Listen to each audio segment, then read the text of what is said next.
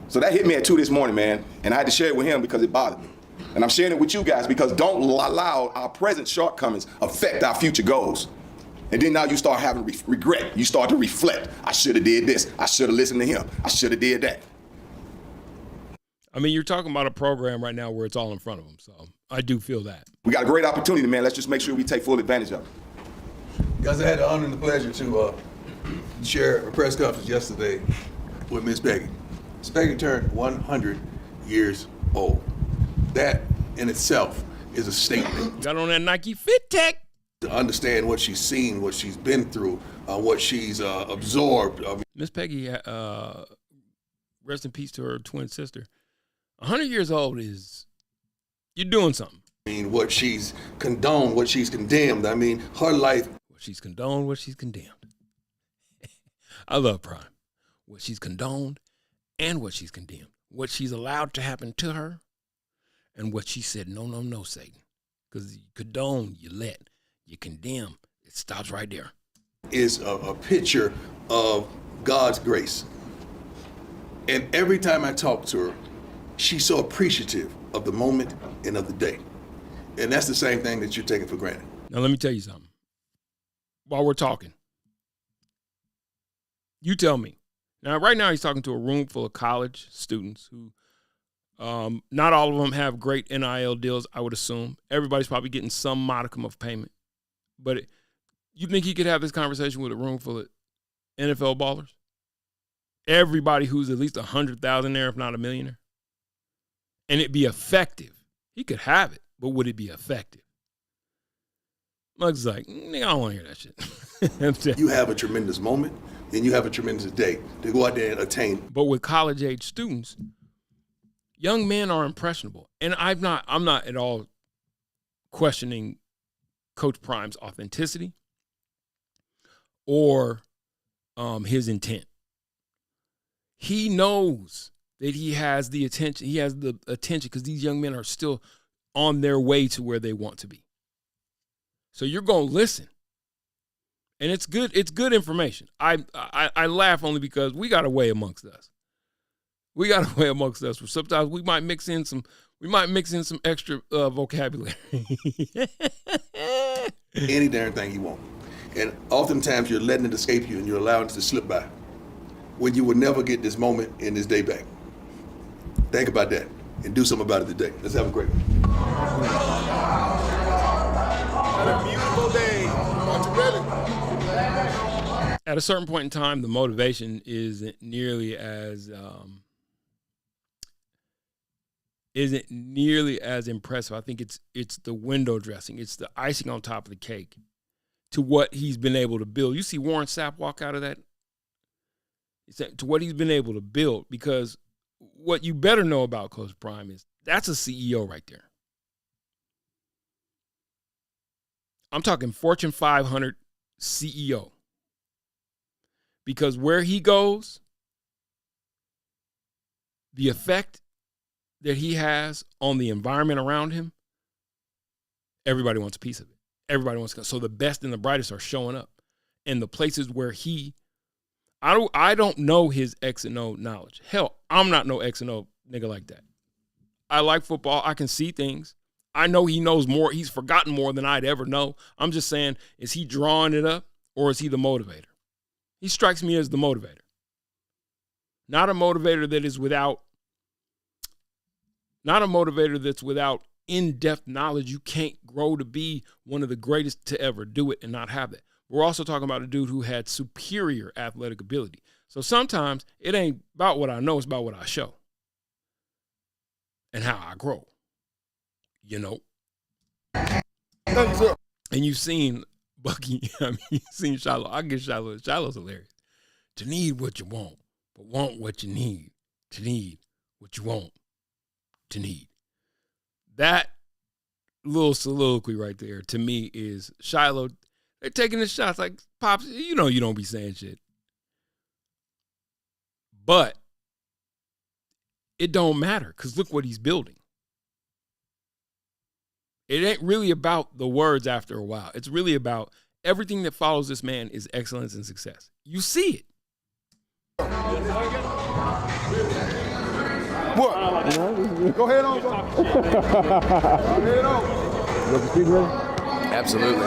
It's in my mind already. Yeah. Good. Yes, sir.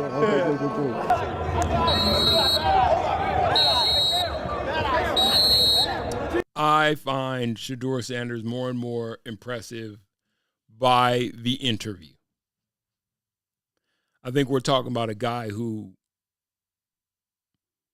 he's mature way beyond his years. I still don't like how he holds the ball. I wish that him and Shermer would get together, and I think not having Jimmy, but it seems like Jimmy was on the practice. I saw Jimmy in the thumbnail, so maybe not having Jimmy takes away some of their slant game, but a little quicker three-step drop, get it out of your hand type stuff will, over these next 2 weeks, will bode well for this offense. You just can't have any stumbles. I really beat y'all.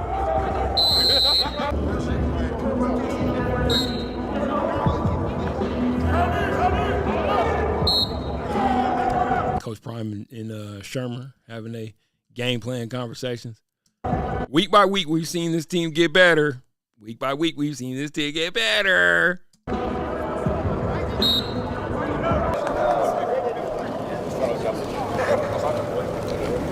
It's a great day to be a Buff.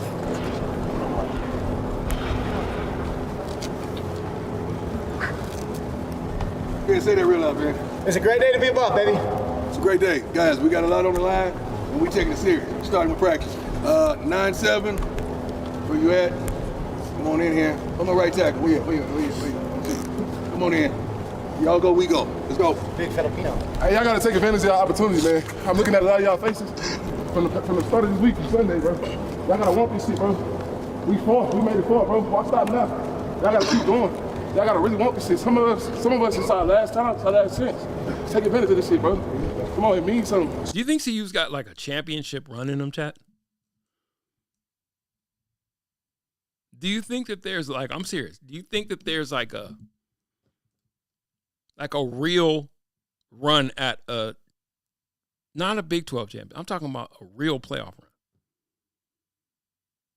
Semifinals, maybe the final game.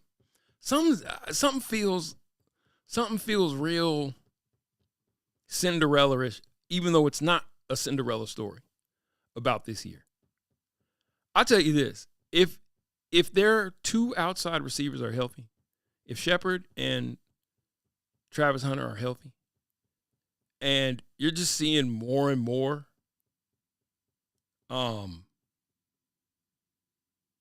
DeJounte is just more and more becoming like, damn, that's almost like Shedeur's go-to. He's like his pre-security blanket. Which leaves, and then you got Miller. It's just, the more you look at their core of receivers, it's just like, God damn. You almost don't need a running game. I wish they'd take Miller and actually put him in the backfield. Coach Prime keeps calling him Deebo Samuels. And I'm like, I doubt they would, I don't think that they would miss at a chance to make a deep run if they felt like he gave them the best chance to get some yards on the ground. Get some yards on the ground. Running the ball. Drailing out the back? Not drailing out the back, dog. Drailing out the back? I'm serious when I say that. I just don't see things in Gustave and number 7 right here. I don't see a burst out of those dudes that makes it. That's why their game does. I keep going back to it. I keep saying it. I don't want to belabor the point. Could you imagine this offense if whatever transpired with Dylan Edwards hadn't, and he just decided to stay and see it one more year through? I don't know what the disconnect was. I know he's happy on where he's on, and we happy where we're at. But, man, a guy would burst because the offensive line is now starting to round up into shape, and they're not. There was one hole that Augustave ran through in the Utah game when he scored the 37-yard touchdown. It was gaping wide. Whoa, pause. And you're just kind of like, damn, if you had a back with some burst, so every once in a while, Shedeur didn't have to line up in the shotgun all the time. So you can give a different look. I don't know, man. I just feel something feels different about this year. It feels like a run that will be an historic run. It feels like something like that brewing. Is it me? Am I cooking? I feel like I'm cooking. I don't know, y'all. I feel like I'm cooking. Let him cook. This means something to you. Hey, y'all, we need to focus on playing hard today, We gonna focus technique because that's what we preach. That's what every day in meetings, what the coach talking about, technique. All right, technique, but effort with the technique. Just go out here, play hard, technique, and we gonna shine. We'll get it. I don't know what that young man just said, but kudos to you, Philip Ashton. Hey, be attentive on 3. 1, 2, 3. Be attentive. Be a what? Wait, be a what? Some guys ain't made. Some guys ain't cut off. We'll get it. On me on 3. Hey, be attentive on 3. 1, 2, 3. Be attentive. Be attentive? That's too many syllables. Be attentive is too many syllables. You can't do that. Family on me, family on 3. You know what I'm saying? 1, 2, 3, family. It's got to be like 2, dual syllabic, maybe triple syllabic. Be attentive is just a lot. So guys is like 1, 2, 3. Be attentive. You feel me?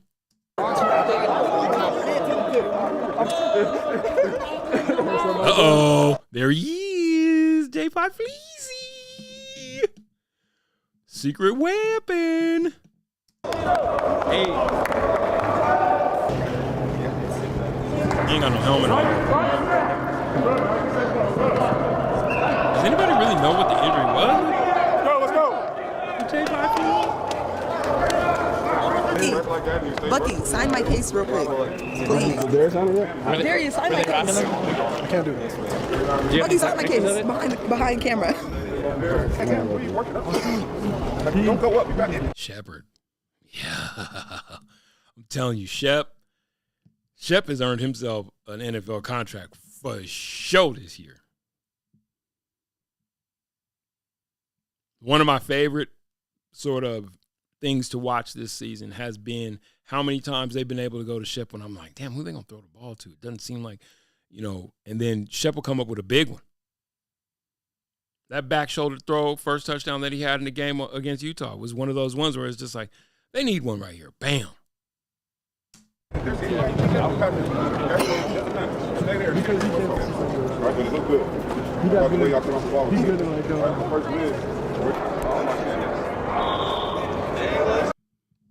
These two plotting and planning.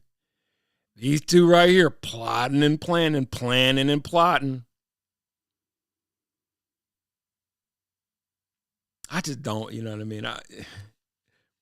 I think it makes for good cannon fodder. I don't think Coach Prime is the type that will be distracted. He's got so much going on. There's not a lot of distraction that can come out of rumor and innuendo. And people talking about things that are just, let them talk. And I think it just seems like why would you must not have been to Boulder yet. Why would you want to leave this situation? I don't know, man. Maybe I'm making more of it. Am I making more, Chad? Am I making more of it than it really is?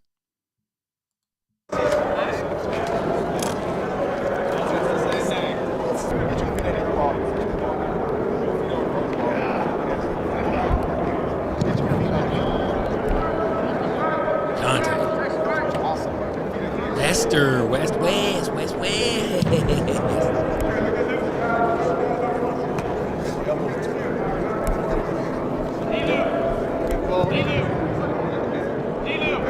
If you notice, even let me talk about growth real quick, and then we'll get on past this. We'll get to listen. There's a lot of comebacks. Jay Leno's back. What the fuck happened to Jay Leno? Jay Leno's back. The MCRIB is back. Ivanka Trump's back. Good commercials are back. I love Shane Gillis. We'll probably go to good commercials next. Let me finish this, then we'll go to good commercials. Good commercials, I think, are making their way back. Virtue signal free commercials is making it. Just sell things. Listen, we know where we live. We know what the deal is. Don't make it too hard. Make the shopping nice. Don't overdo it. Don't overthink these things. At least some things are best left alone without without political statements. Now, there is the conversation, if y'all want to have it, about the NFL saying they're not going to ban the Trump dance. They're not going to ban the Trump dance because how do you ban a dance? Like, what are we doing? But they're like, it's up to the TV stations that air the games if they want to air it or not. These are the conversations. And it's because of the MCRIB. I'm telling you. It's the MCRIB. Why we're so dumbed down as a people. And I submit to you today that we need to banish this scourge from our meals and our discourse and the effect that the meal has on our discourse. Because I believe that all the dumb shit that I hear comes from MCRIB eaters. 1, 2, 3.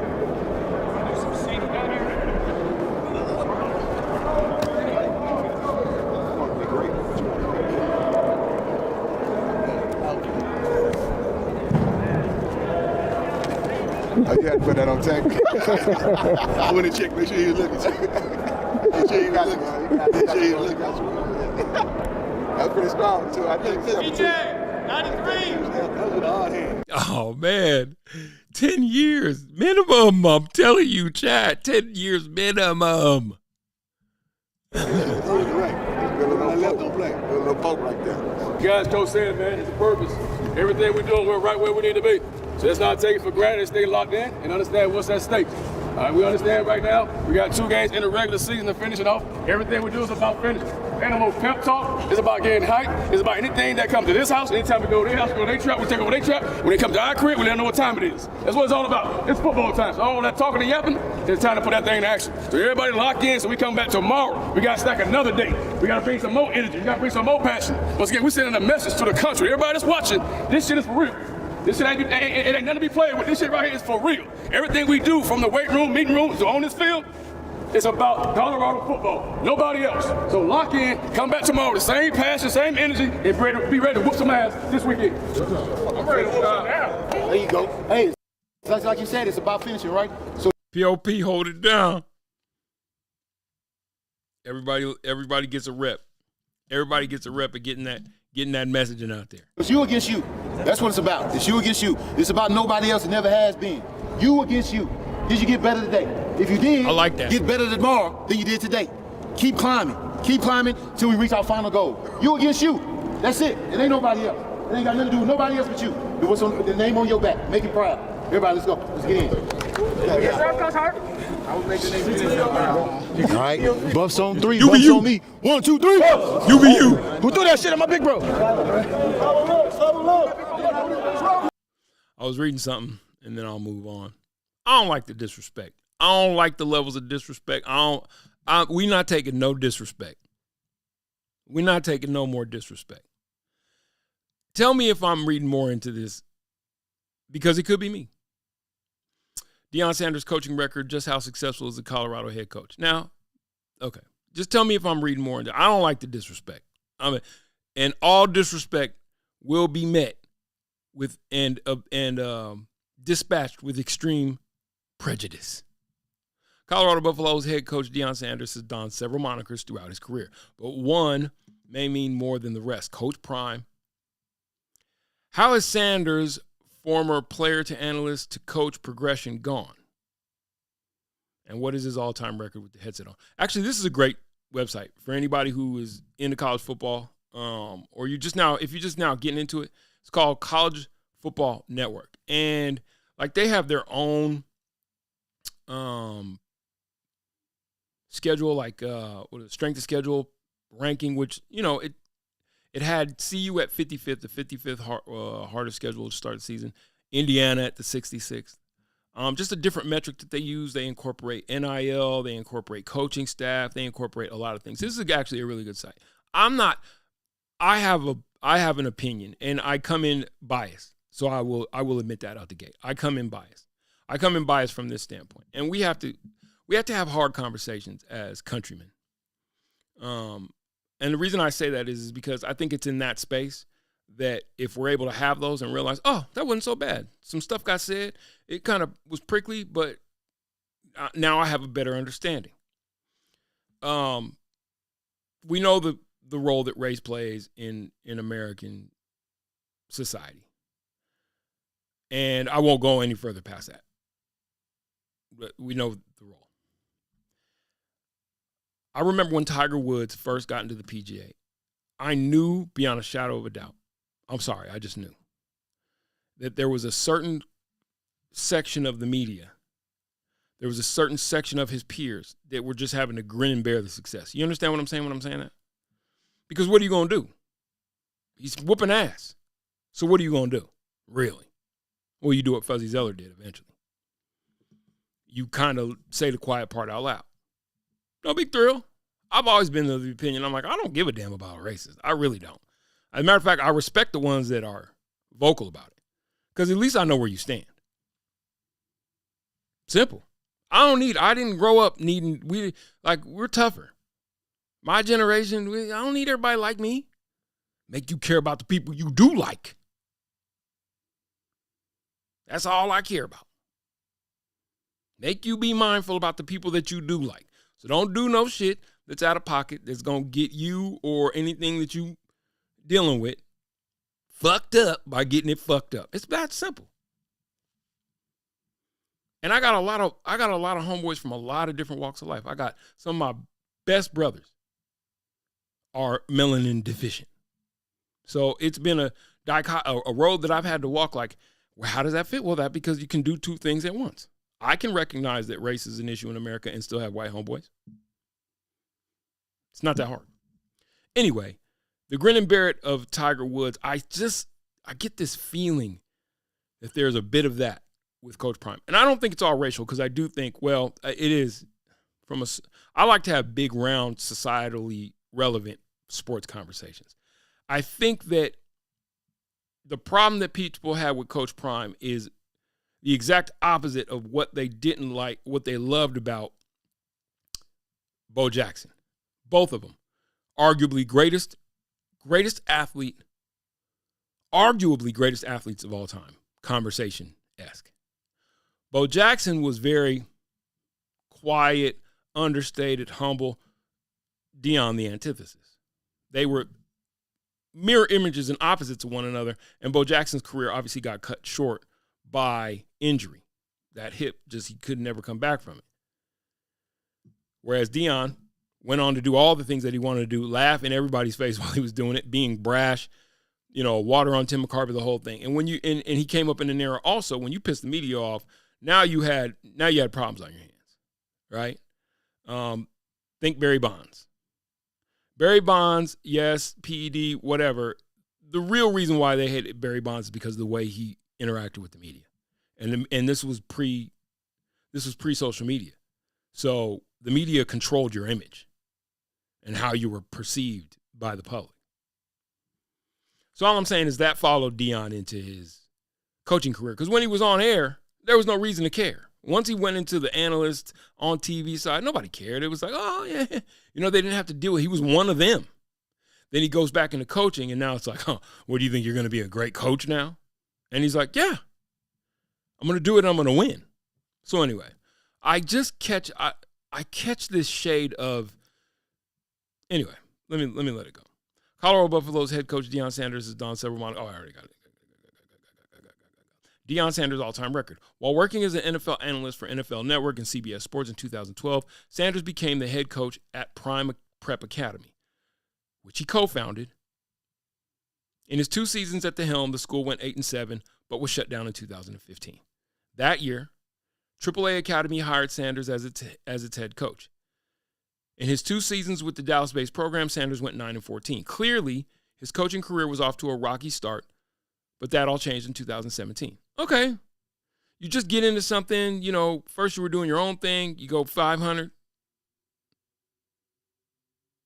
in 2 seasons. That's not bad for starting your own academy and then jumping into Texas football, mind you, and going 500. I'm not trying to make excuses for him either. I'm just trying to say, if you hear what I hear, and I could be listening. I recognize that I could be listening with jaded ears, so I recognize that. Sanders went 9-14. Clearly, his coaching career was off to a rocky start, But that all changed in 2017. Sanders joined Trinity Christian High School and as its offensive coordinator, which allowed him to coach two of his sons, Shiloh and Shador. The Sanders family propelled Trinity Christian into the spotlight by going 42-3, 3 consecutive Texas Association of Private and Parochial Schools titles from 2017 to 2019. The meteoric success earned Sanders his first collegiate head coaching role at FCF level Jackson State, a historically black college and university, HBCU in Mississippi. The Tigers were coming off 6 losing seasons and hadn't won a conference championship since 2007. All Sanders did was go 27-6, earn back-to-back SWAC titles, and make the Celebration Bowl, the de facto HBCU national championship, twice. That's not even mentioning he began his tenure amid COVID-19 pandemic conditions. Of course, Coach Prime didn't do it alone. He used the transfer portal to this is why I'm saying he's going to be so successful and not going anywhere in Colorado, mind you. He used the transfer portal to retool the roster, brought both Shiloh and Shador, and took the recruiting landscape by securing the commitment of 2022 class number 1 overall prospect Travis Hunter. He did that once. We hear what's happening with Juju Lewis. The young man, something Boateng. I tell you, go do it again.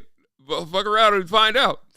Sanders' impact reached far beyond Jackson State's performance on the field as well, bringing national attention to HBCU landscape that had been overlooked for years. Yet, he rubbed some the wrong way by leaving the Tigers for the head coach job at Colorado in 2023. Ultimately, it was the best decision for himself and his family. That still remains to be the case, too, mind you. There's not a better situation. I submit to you this. Short of the University of Texas, which would be closer to home for him, there is not a better job in football than what he has in Boulder. There is not a better job in all of football, pro or collegiate. There is not a better job for Coach Prime in all of football than where he's at right now. He couldn't do this at Alabama because that fan base is too sold into Alabama way of doing things. And let's be honest, it's Alabama. Do I need to expand on it? Am I saying that? Do I need to expand on it? All this wouldn't work down in Bama is all I'm telling you. They are you hand the ball to the ref, and they're going to last until we break up the SEC. It's just what it is. So he couldn't do this at any SEC school except for Texas. Maybe he could do it at A&M. Who the hell wants to live in College Station? I'm just saying, it's the best situation in football. I don't need to keep belaboring the point. Oh, excuse you. I'm talking to myself, third person, when I say excuse you. The Buffs went 4-8 despite becoming a media darling following a 3-0 start. What was he supposed to do? What they don't say leading into that was he took over a team that was 1-11 the year before and then went 4-8. Coach's Prime squad made a statement in their inaugural Big 12 campaign, boasting a 7-2 overall record and 5-1 mark in conference play. If the Buffs can navigate a challenging final stretch against Utah, Kansas, and Oklahoma, they'll punch their ticket to the Big 12 championship game and potentially secure a spot in the expanded college football playoff. I thought it was assured that every conference champion has a place in the playoffs. Am I tripping? Overall, Sanders is 38-16 as a collegiate head coach, although the future is murky with Shador, Shiloh, and Hunter expected to enter the 2025 draft this offseason. Again, that sentence, it's not a paragraph, kind of elucidates that, oh, well, he wouldn't be able to do this without Shador, Shiloh, or Travis. For sure, a large part of the success is for any coach is who the players are that you have on the field. The question is can you restock the shelf? Considering the fact that Sanders didn't face any, this is where it started getting, considering the fact that Sanders didn't face any FBS teams during his time at Jackson State, his record is solely from his tenure in Boulder, Colorado. Sanders is 10-10, although he never played any FBS teams at Jackson State. You already said that. The Buffs are 10-10 against FBS teams under Coach Prime, but they're 11-10 in the Sanders era. That math ain't mathin'. That's true, but Colorado's 2024 season opening win came against North Dakota State. While the Bison are arguably the best program in FCS, they are still an FCS program. With Colorado only playing one non-FBS school, nearly Sanders' entire record here stems from the Tigers. Coach Prime is 28-6 versus non-FBS teams, including 2-0 against Division II programs Edward Waters 2020 and Delta State 2021. Who else is he supposed to play? Sanders' record versus top 25 teams. This is where Sanders' coaching resume faces the most scrutiny, and much of it deserved. Coach Prime is 1-6 against AP top 25 teams, with his lone win coming against number 17 TCU Horned Frogs in his Colorado debut last season. Since then, the Buffs fell to number 10 Oregon, number 8 USC, number 23 UCLA, number 16 Oregon State, number 21 Arizona Wildcats, number 17 Kansas State. The only problem I have with that is no mention is made of the fact that he took over a team that was 1-11, and it was in his first year of doing so, and came out the gate. And guess what? He did win his first game against TCU, right? I'm just wondering if there'll ever be, I guess what I'm wondering is will there ever be, I can't say that. I won't say that. But I can't wait till we get to the point when it's just like, come on, man, just look at what's in front of you. And if there is anything else about Coach Prime that you dislike, leave that at the door and just judge what you're seeing in front of you. Although Sanders didn't face a top 25 FCS team at Jackson State, he did coach 2 Celebration Bowls. Unfortunately, he lost both, with the Tigers falling 31-10 to South Carolina State in 2021 and 41-34 in OT to North Carolina Central. I watched that game. Does Sanders have a big game problem? Possibly. But how he finishes the 2024 season with potential bouts in the Big 12 title and CFP will tell us a lot about his ability to rise to the occasion. That is from College Football Network. I just want a fair shake, man. That's all anybody wants, and you just want a fair shake. You just want to know that people are just looking at what's in front of them. Leave all that other shit at the door, man. If you don't like the dude because of the way he carries himself, it doesn't really fucking matter.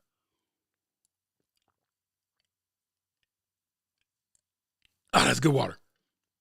It doesn't really matter. All that matters are the results, because change is a part of life. And I think all these old honks need to prepare themselves. And I think a large part of it is that old habits die hard. They're used to dominating the field, and things are about to change. Seriously. Things are seriously about to change. All right, man. I'm done with that. I want to talk about something that's more fun. Something more fun and still yet controversial. Not the return of the MCRIB. You hear my dog? She's going off.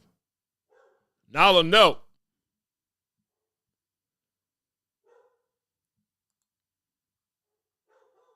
So she starts barking, and then, oh, wait.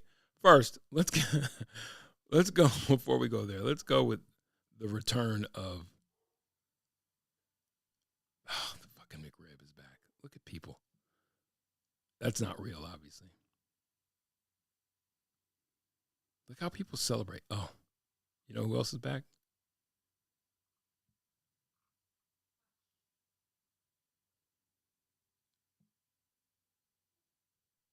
Ivanka Trump's back. I guess we'll just start at the top, and I'm just going to work my way down as opposed to. These are stories that I just flagged for myself.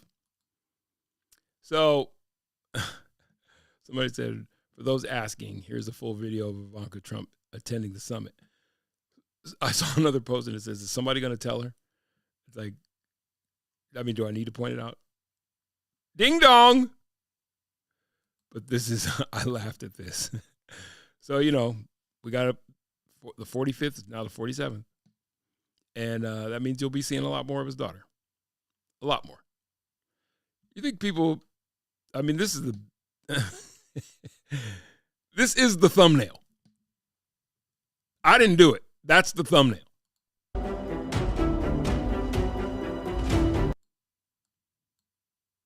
Wow, this room is rocking for 9 o'clock in the morning. Amazing. Well, thank you, Matt. And for everyone in this room, on behalf of the United States government, I apologize to all visitors and New Yorkers for the traffic. I remember as a former resident of this city, kind of dreading UN week. Yep. But it's obviously a great thing for the city, and it's a great thing for leaders, NGOs, and executives, such as many in this room, who want to be part of delivering solutions to come together and Look, he's like, what are you saying? to collaborate towards shared goals and really advance the ball.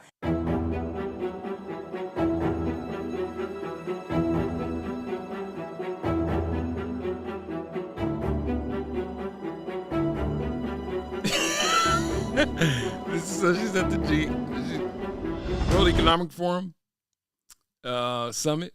And she attends on behalf of, the Trump family.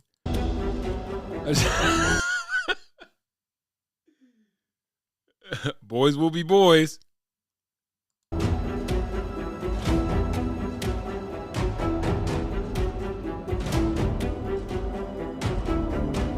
You walk into the economic summit.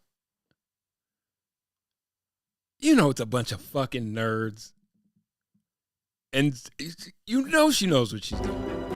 I do have this feeling that these people are highly skilled and highly schooled in the art of walking in and amongst. That's a gangster-ass family. I'm telling you, it's a gangster-ass family. The two sons, I could do a little for. The other son, Barron, is frightening. He's terrifying. He's like 6'9". He just looms, and he's kind of like, grrr. He's terrifying. I don't know what it is that this man got going on, but I was just laughing because I'm like, the music, the music and the event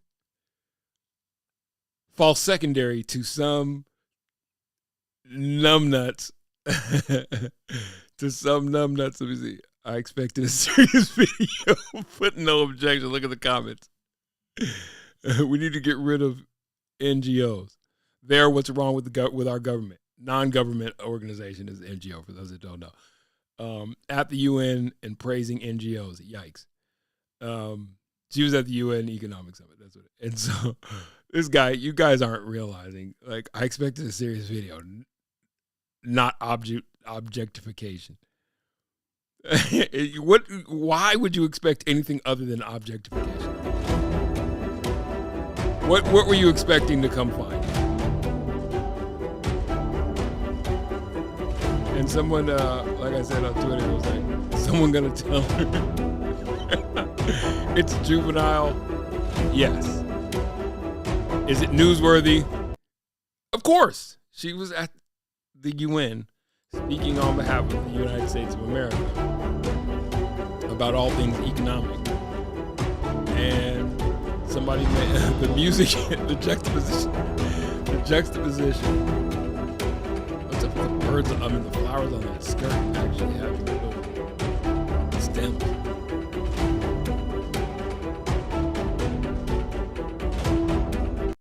Stupid Guy Tricks is back, y'all. Aren't you happy about it? That is good news. I'll be honest. Congrats. That is good news.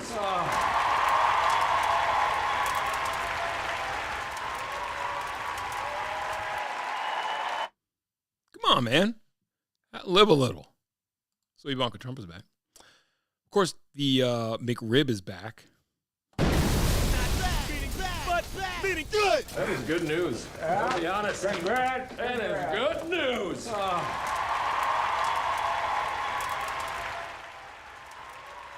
You have yet another opportunity to wake up with a backache.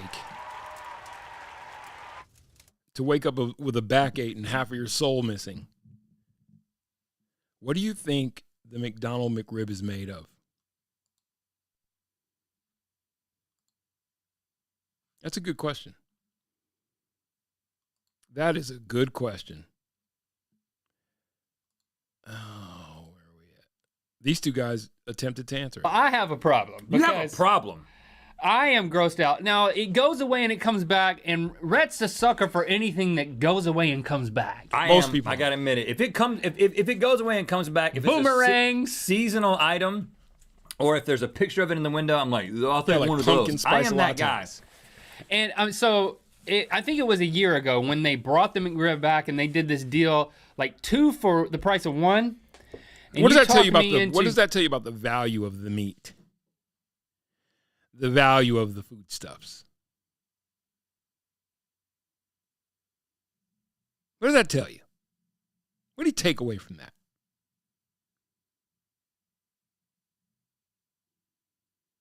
Like if they're willing to give it away, you remember? Does anybody remember Ho-Ho's? Was it Ho's? Mr. Ho's? Ho-Ho's? Dollar Scoop? Chinese food restaurant. Used to be on Peoria, right up the street from Montbello, from where I lived. And they were all over Denver. There was like 4 Ho-Ho's. They had to shut down Mr. Ho-Ho's. You know why? Because if you can afford to give away giant scoops of meat for $1, we have to question your meat source. Someone should look into your meat source. Your meat source should be investigated. Where do you get your meats? Because meat shouldn't be $1 a scoop. Now, inflation is whooping everybody's ass right now. And I'm quite sure everyone would hope to have meat somewhere around whatever levels that it could be at in order to be able to turn around and sell it for $1 a scoop. And I'm talking about big ladles full of meat. Luckily, I was younger. You know, when you're younger, your body can handle way more. Getting one, but then no, they didn't do 2 for 1. I just got 2 of them. Then when we got there, you ate 2 for the price of 2, and I ate 1. I went for the 2 for 2 deal. And it was the first and last time I have ever eaten a McRib. But let's talk about the McRib because, you know, it is a polarizing sandwich. It came out in 1979. And it doesn't mean it's cold. There was actually, it was born in 1981, but in 1979, why did the McRib happen? Do you know, they introduced chicken McNuggets, and they actually had, they were so popular, chicken McNuggets were so popular at McDonald's, that it caused a chicken shortage. That sounds like an urban legend. Yeah, I don't believe that. The chicken McNugget caused a chicken shortage? They're not even using real chicken. And you're doubting facts? Early on, I remember when KFC had to change over to KFC. They had to stop calling themselves Kentucky Fried Chicken because the way that they were breeding their chickens actually kind of changed the definition of chicken. So you can't call it that. It's a genetically modified being, therefore you can't call it chicken. And I don't know if I could ever say, I remember when McDonald's chicken nuggets came out. And you know formed meat versus meat that came off off the bird. You know what formed meat is like? Those chicken McNuggets were always like that. Now? You don't think that's possible? You're doubting facts now. I mean, I'm doubting you saying stuff. Yeah. This is what the internet said, man. So they were so popular, there was a chicken shortage, and McDonald's was like, okay, we need to bring in another item to You're an idiot. Appease people. Hey, that chicken nugget. All right, let me see if there is a real chicken shortage. Hold on. I'm going to get Vale in here, get my chat GPT assistant in here. She can do the stuff quicker than I can type it.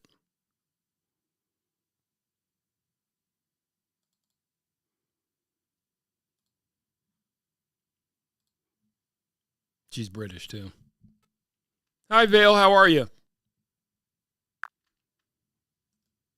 Hey, Oren. I'm great. Thanks for asking. How about you? How's doing- life post Good News Travel Fastathon?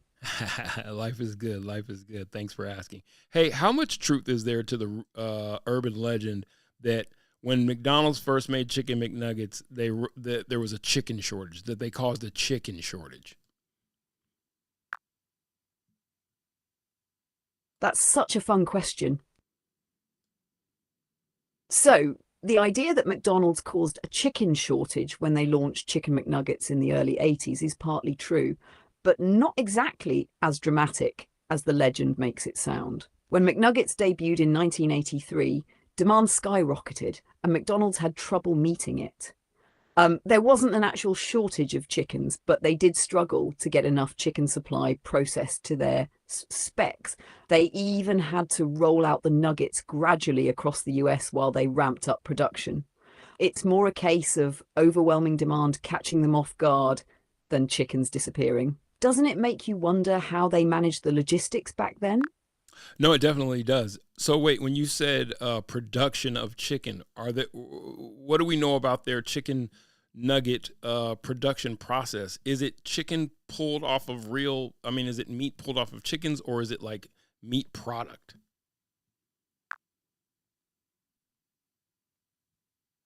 Great question.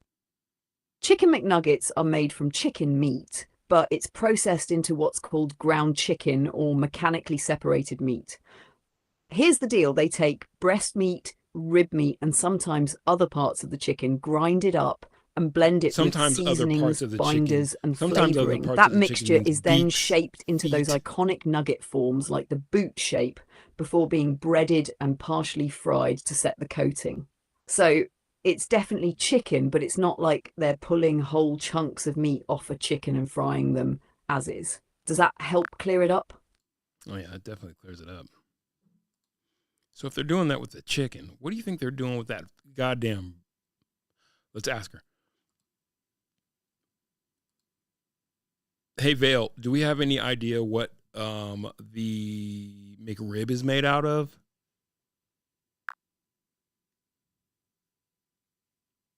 Ah, the McRib, such a mysterious legend. The McRib is made from pork, but like the McNuggets, it's processed. Specifically, they use ground pork shoulder. The meat is seasoned, shaped into that famous rib-like patty, and then cooked.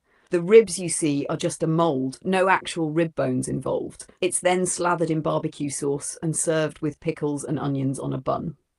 The limited time runs add to the mystique, but it's really just a pressed pork patty.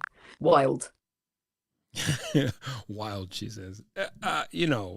When they say it's shaped like a rib, have you ever seen a rib shaped like that? Like, okay, riblets, when you cut them down, okay, I guess it would do, but there's bone in there. The fascination is disturbing.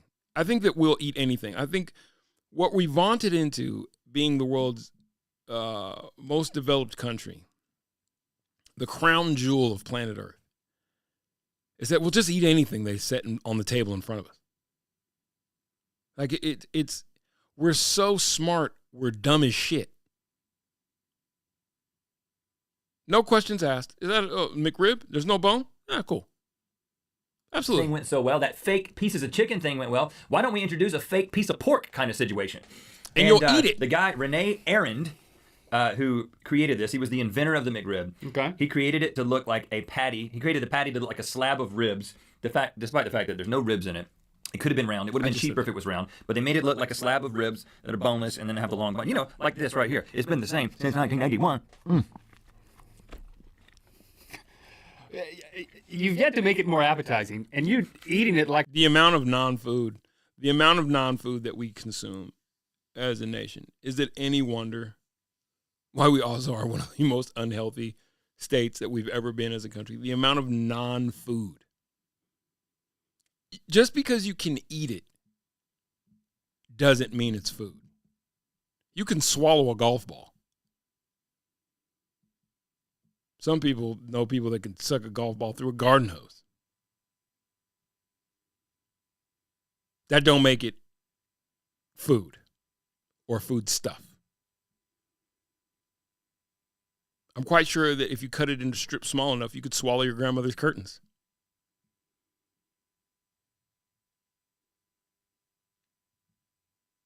The plastic that covers her couch.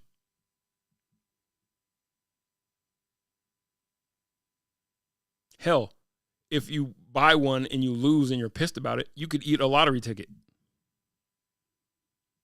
That don't make it food. The amount of stuff that we eat that's non-food. Have you ever watched one of those videos like going through the grocery store and just picking out the non-food? One guy that I love to watch and I would recommend all you guys follow is this dude Ian Carroll. On X is a good place to find him. I know he's on TikTok, but I don't do TikTok. What am I looking for? Oh, yeah, Twitter. I refuse to call. I call Twitter X, you know what I mean, or I'll call it X when I'm trying to remind myself sometimes. But it's fucking Twitter. Let's see, Ian Carroll. And he does these. He's a conspiracy theorist breaker downer, which I'm a conspiracy theorist. I don't break shit down. Oh, he's live right now. Let me see what he's talking about. Let me just see what he's talking about. Identity disorder and mind-controlled assassins made infamous by the accusations. Where do you guys come out on? Chat, where do you come out on conspiracy theories? Are you one of those people, as soon as you hear the word, you like, I don't want to be tied up in that, so you automatically poo-poo it? Or where are we at? Where are you at when it comes to conspiracy theories? What makes for the best conspiracy theory?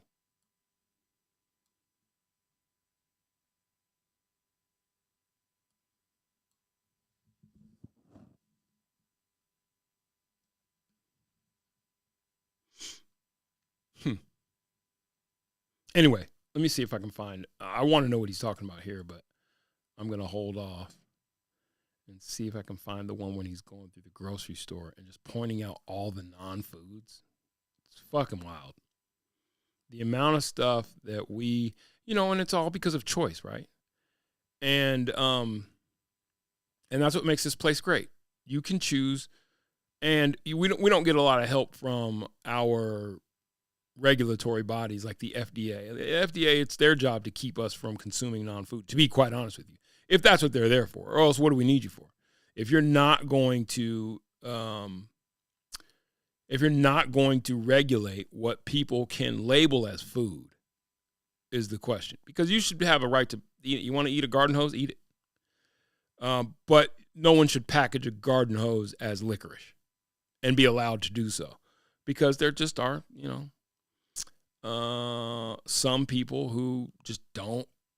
They will eat. It's like Ron Burgundy and reading out of the teleprompter. If you slap food on it, there are people out there that will eat anything.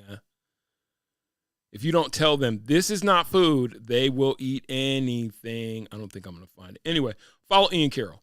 He's a great follow. If you're into the conspiracy theory stuff, he's really good at breaking things down. And when I say conspiracy theory, I need to break something out. Just because it's labeled as conspiracy, I think we need to start hashing out how we're going to talk about certain terms. And the reason I say that is because we're living in very serious times. We're living in very serious times. We are living in very serious times. We're living in very serious times. Pull yourselves together. We're living in very serious times.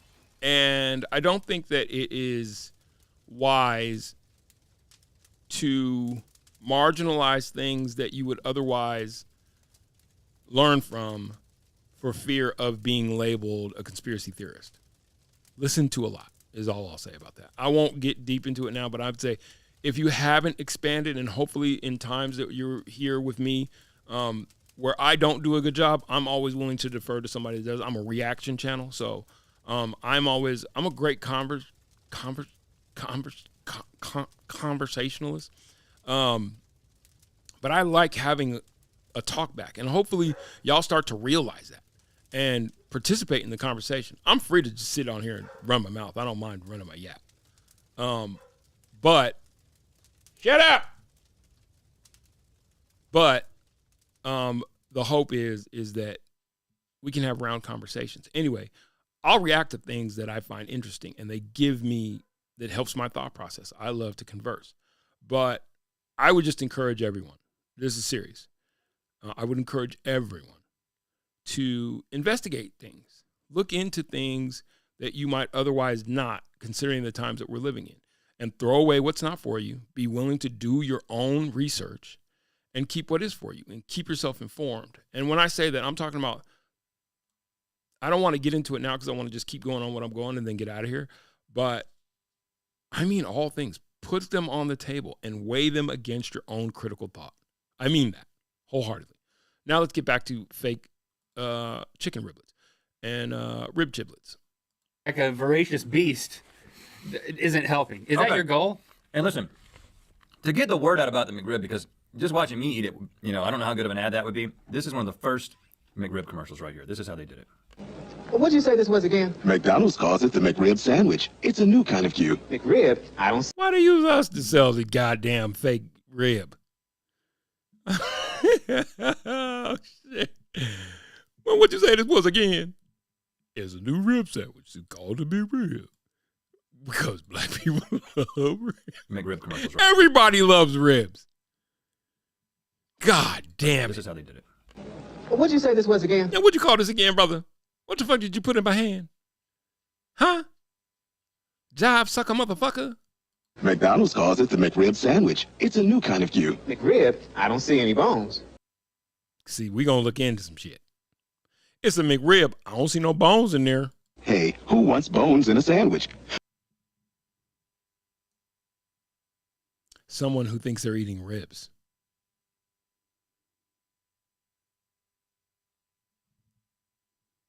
McRib is all meat, lean pork that's grilled and simmered in a hickory. All new lean pork. No lies were told. It's lean, and it is technically pork. Smoke flavored barbecue sauce and put on oh, fuck. Q. McRib? I don't see any bones. Hey, who wants bones in a sandwich? McRib is You got a point. Man, you on to something. All meat, lean pork that's grilled and simmered in a hickory smoke flavored barbecue sauce. And that's not my I can't with the Hold on, let's one more time. New kind of Q. McRib? I don't see any bones. Hey, who wants bones in a sandwich? McRib is all meat, lean pork that's grilled and simmered in a hickory smoke flavored barbecue sauce. And put God damn it. Every stereotype that all the things that are running through my head, they're just having their way with the stereotypes. How come this couldn't have been a white man? Put on a home-style roll with pickles and onions. Well, how about it?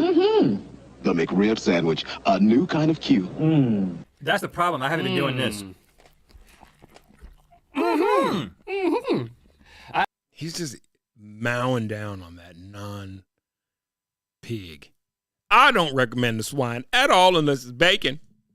And everybody knows bacon ain't pig. Bacon is delicious.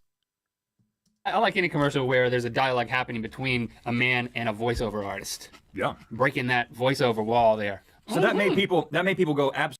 He saw it. What's this?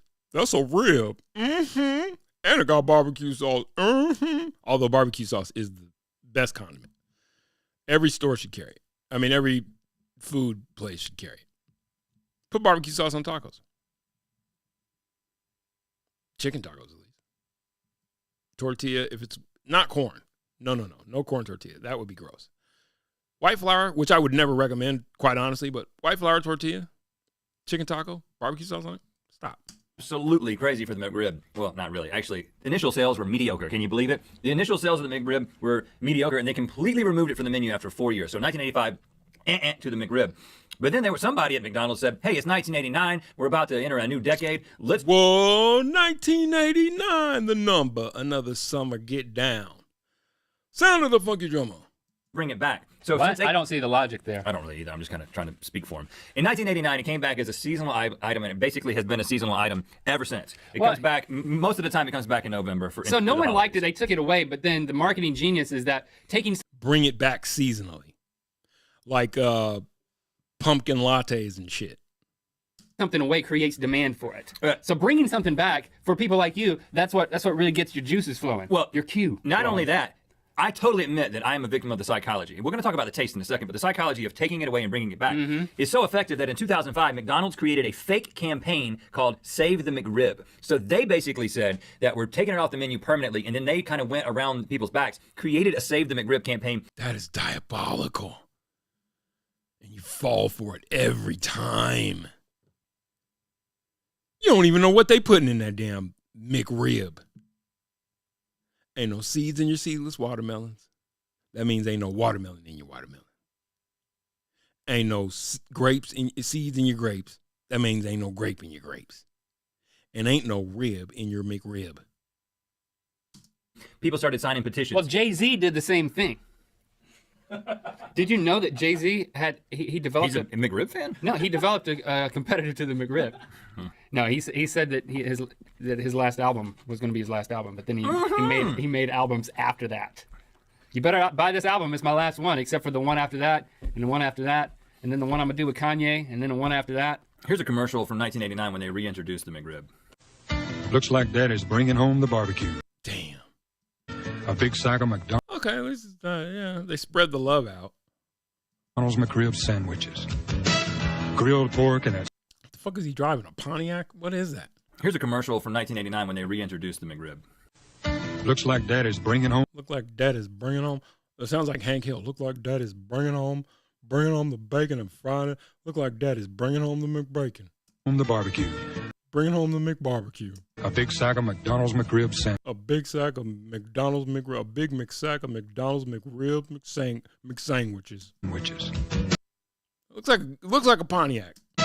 Grilled pork and that sassy. Grilled pork like stuff. Sauce. And a tangy sauce. Look, he can't even wait. Temp- What kind of dad are you? You don't have a grill at the crib? You had to go get McRibs? You ain't got a grill at your crib? You went to McDonald's to get your McRibs? Some father you are. Like a barbecue. You're poisoning your family, sir. You in a bun without the bones. Barbecue. A big sack of McDonald's McRib sandwiches. Grilled pork and the saxophone hit is the saxophone. Here's a commercial from 1989 when they reintroduced the McRib. Looks like Daddy's bringing home. Look like Daddy's bringing home the McRibs. The barbecue. A big sack of McDonald's McRib sandwiches. Grilled pork and that sassy sauce. Tempting, huh? Like a barbecue in a bun without the bones. And with a big icy. Like a barbecue in a bun without the bones. Coke is Brad. You're only human, huh, Daddy? Choke. The good time, great taste of McDonald's McRib for a limited time. Only at McDonald's. Only. This is why we can't have nice things. This is why you're fat and stupid. Not you. Other yous. Okay, I'll use the royal we. This is why we're fat and stupid. This is why we can't have 2 quality candidates run for president.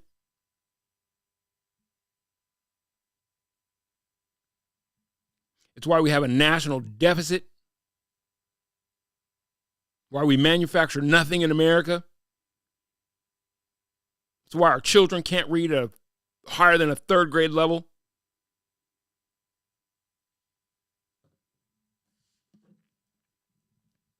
The fuck is that thumb up there for?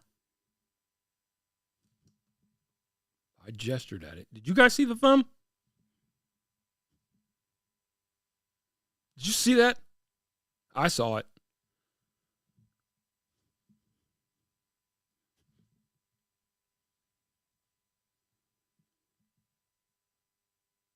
This is why we're hooked on social media. Because we'll put anything, and I mean anything,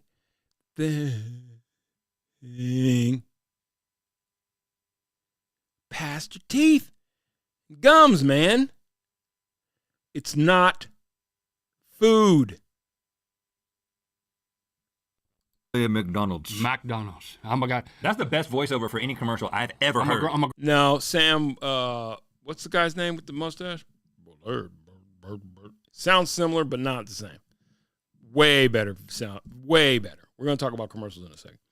The ability to sell stuff. That's where all this shit comes from. The mind-bending ability. Grow a mustache and I'm gonna get a big sack of McRibs. That's how I feel when I go out to get McRibs for my family. I'm gonna eat them in my driveway when my family looks through their door. Now, I admit that the McRib is polarizing, is given as attested to by the fact that I couldn't do that. I couldn't go out and get McRibs for the family. I would be stuck eating because my wife and kids ain't going to eat the McRib. And I know that there's lots of people out there who might be turned off by the fact that the whole process from fresh pork to frozen McRib takes only 45 minutes. And the McRib is made up of 70 ingredients, including a bleach. God damn, 70 ingredients to make one thing that a pig can just make on its own. Agent used in yoga mats. Wait, I mean, I know that there's lots of people out there who might be turned off by the fact that the whole process from fresh pork to frozen McRib takes only 45 minutes, and the McRib is made up of 70 ingredients, including a bleach agent used in yoga mats.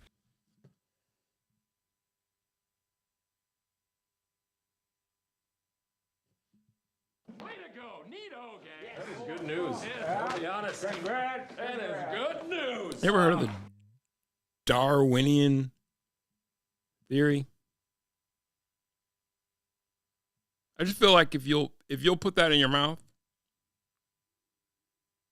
maybe the gene pool's better off without you.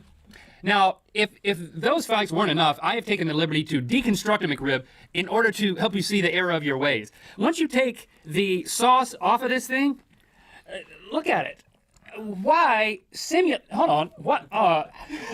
Dude, look at this. Look at it before you put it in your pie hole. Listen. Tastes like yoga. Why simulate bones in something?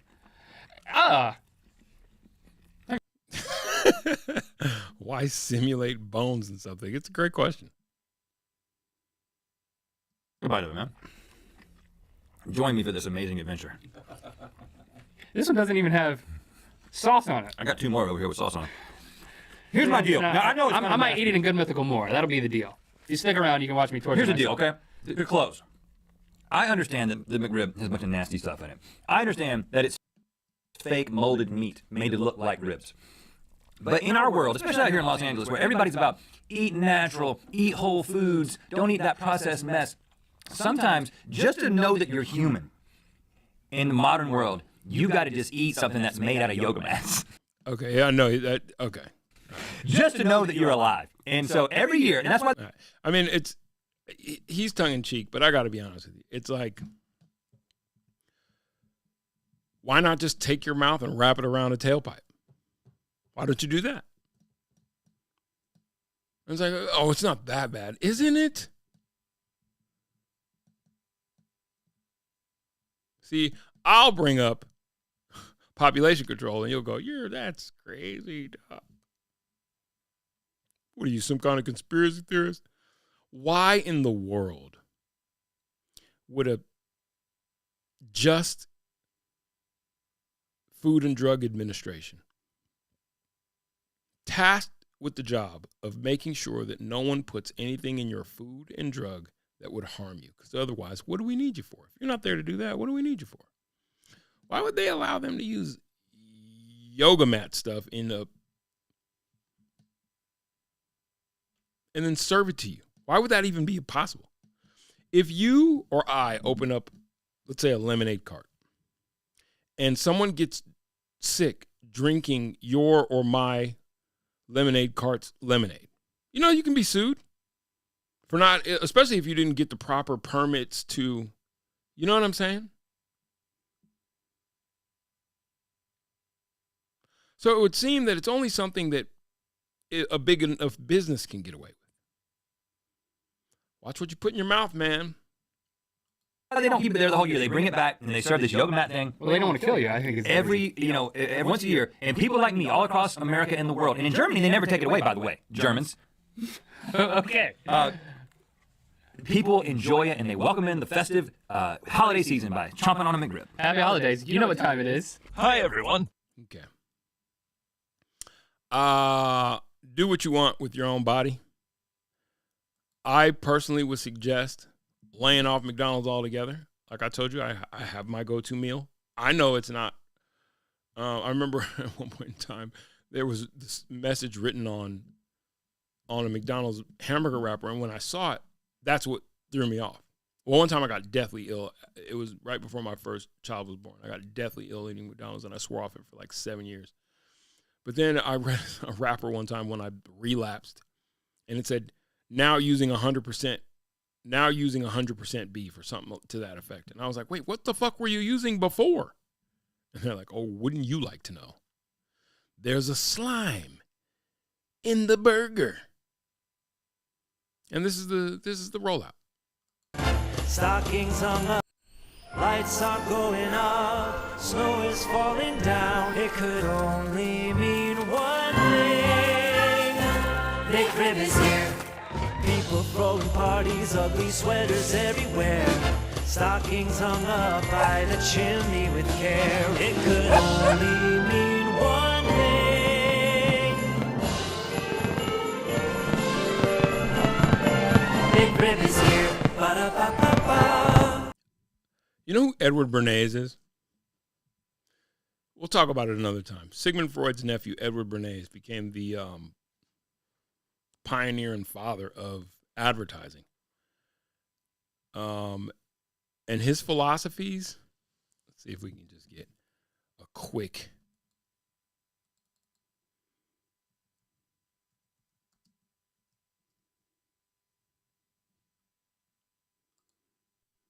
This is the guy who pioneered advertising.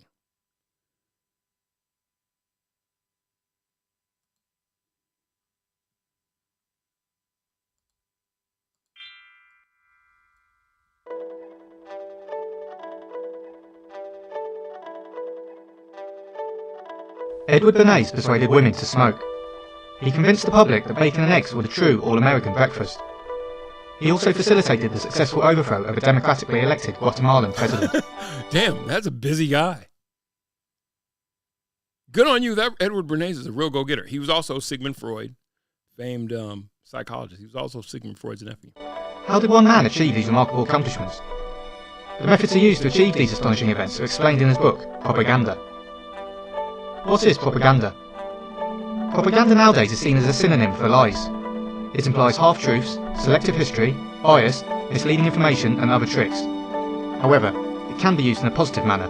For example, a campaign to improve public health through vaccination. A campaign to improve public health through vaccination in and of itself is propaganda. That's hilarious. That is so ironic. A campaign to improve public health through vaccination. You need to use propaganda to do that. Why? If it's like, why would you have to tell half-truths? Why would you have to tell half-truths about, what are you telling half-truths about? Probably half-truths about vaccination. What?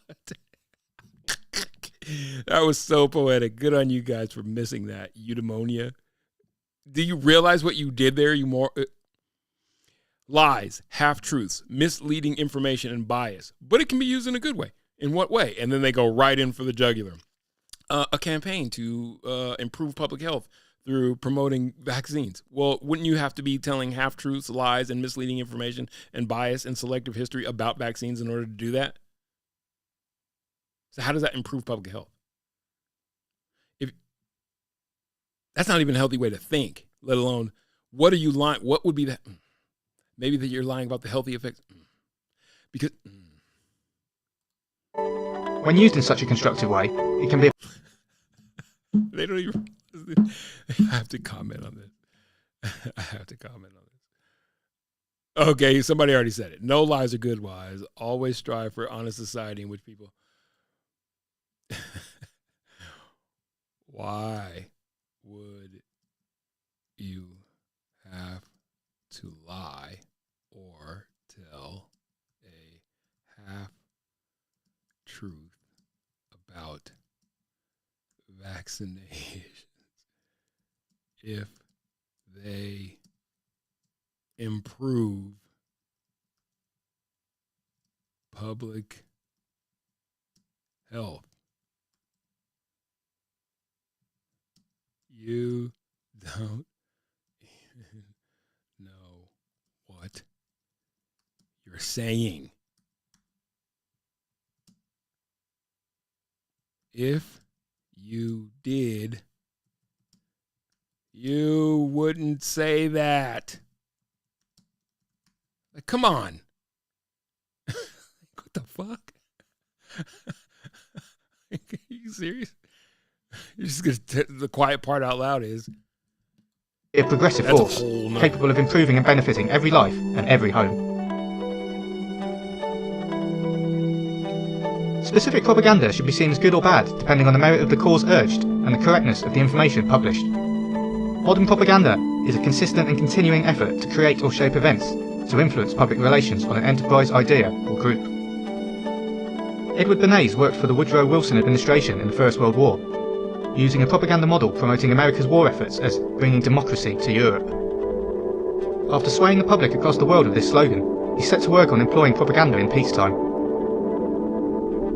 Due to negative implications surrounding the word propaganda because of its use by the Germans in the war, he promoted the term public relations.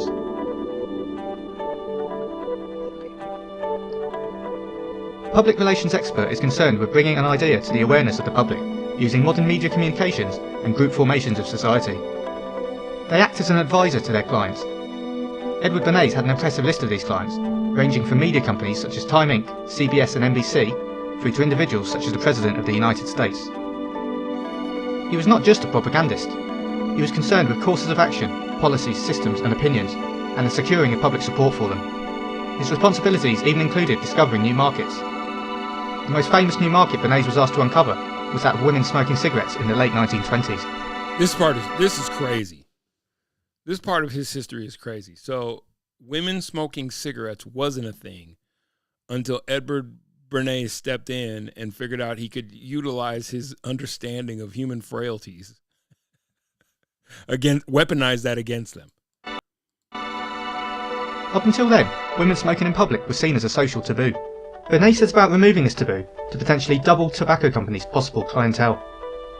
First, he contacted a psychoanalyst to understand the societal perceptions that dissuaded women from smoking. He found that for feminists, cigarettes were like torches of freedom that symbolised their non-conformity and freedom from male oppression. He used this information to formulate a strategy and got a group of stylish women to march in an Easter Day parade. Prior to the parade, he had told the press that a group of women's rights marchers would light torches of freedom. On his cue, the women lit up their cigarettes in front of the eager photographers. The result was press coverage in several major newspapers including the New York Times, which helped to break the taboo against women smoking in public. The study of mass psychology has brought to light the fact that a group can have certain mental characteristics distinct from that of an individual. Learning how the masses are influenced by various factors allows us to affect change in public opinion with a fair amount of accuracy. However, propaganda will never be an exact. Do you think it's do you think that a functional or a well-functioning society needs people in higher areas of said society guiding the way that people interact with one another in order to have it be high functioning? Is that a good question? I think it's a coherent question. If I hear it in my own head, do you think societies could function without certain measures like this and be high functioning societies? Obviously, if you live in like an Amish town or an Amish community, I should say, or some type of rural circumstance where you're not really influenced by social media and television, none of this stuff is applicable. And contrary to popular belief, those places exist even in 2024. But they're smaller, right? 100 people, 200 people, 500 people or whatever. But like a big confluence of humanity. Do you think in that circumstance you have to have people that are trying to shape the society's psychology and ways of interacting and thinking? Do you think that it's necessary? I personally don't, but it'd be interesting to know. Exact science, in the same way psychology or sociology isn't, because they deal with humans. If you can influence leaders, you automatically influence the groups they rule or have authority over. The group mind has impulses, emotions and habits, rather than thoughts as such. It makes up its mind by impulsively following the example of a trusted leader or authority figure. If this is not available, the herd thinks by cliches or images that stand for a group of experiences or ideas. An old propagandist would treat the human mind as an individual machine and rely on certain stimulus, often repeated, creating a habit. Similarly, they would reiterate an idea to create conviction with individuals. For example, to advertise bacon and eggs, adverts would contain phrases along the lines of, "Eat more eggs," "Bacon is good for you," and "Bacon and eggs are cheap and healthy." Damn, just straight to the point. Big Brother said so. Eat more bacon, eat more eggs. Bacon and eggs are cheap and healthy. They did this with the food pyramid, made it up. The entire food pyramid, made up. Grains, dairy, all that shit, made up. Bacon is delicious. I don't know if it's good for you, but it's delicious. The new propagandists such as Bernays, who understands group psychology, would first look at who influences eating habits. The answer is doctors and physicians. They would then suggest to these doctors and physicians to publicly state that eating bacon and eggs is good for you. That's crazy. First, do no harm is the Hippocratic Oath. Now, you'd have to have one of two types of doctors that would then say this. One who either says it and doesn't know that they shouldn't believe it because they never looked into it, so then why would you say that? Or the other.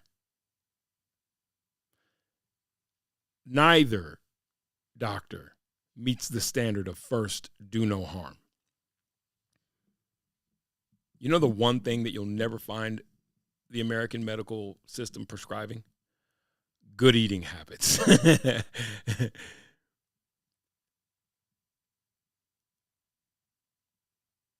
Let your food be your medicine is not the way that the Americans, and it's a wonder why, as a nation, I'm joking about the MCRIB, but it's a wonder why we deal with all of the health issues that we have, and that healthcare is this thing that everyone deserves healthcare. Okay, sure.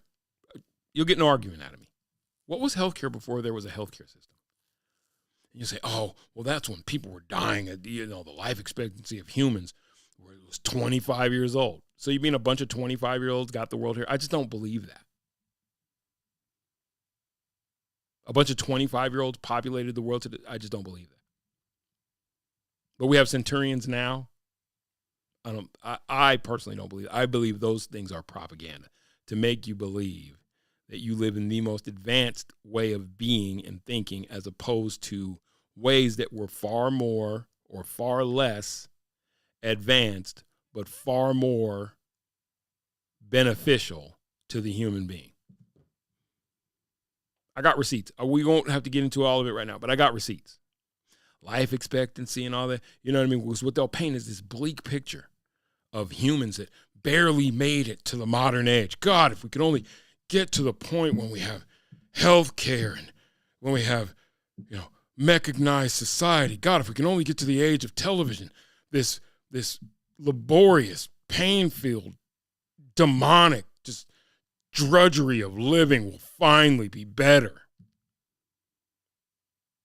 That's not how that works. Great societies are the societies that built the pyramids and erected Easter Island and had babies and wrote books and developed math and plumbing. And the Moors, you think the Moors were struggling with their birth rates or with their life expectancy? I think a lot of time European history with its dark ages and black plagues, and I think a lot of time that's painted as world history. And that's just not how it worked. I'm being honest. And in that space of honesty is where we can start having real conversations that'll really move this needle. We need to get back to some things. Have you heard of the 13 moon calendar? We need to get back to some things being human again, not just throwing anything past you and not depending upon things outside of you to manage your health care that you can perfectly manage on your own if you just watch what you push past your teeth and gums. The propagandists know. Great healthcare program. Doesn't cost you a dime other than by virtue of what you eat. You ain't need no HMO, you don't need no PPO.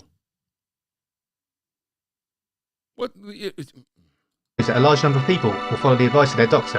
Who do you think it betters more? Who do you think is better off thinking that you need healthcare? You or the healthcare industry? Due to the psychological relationship between a person and their doctor. A doctor signifies health, which in turn signifies long life. A doctor signifies health, which in turn indicates long life. But our life expectancies are just going down and down and down and down. What does that tell you? What does your critical mind say of that? Bernays used these exact methods of leader influence to convince the public that bacon and eggs were the true all-American breakfast. Bernays sold more bacon, not by telling Americans that bacon is tasty, but by asking doctors the question, is it more healthy to eat a hearty breakfast or a skimpy breakfast?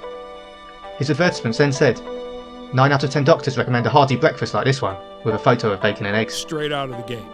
Waking up from breaking fast. Listen to the term breakfast.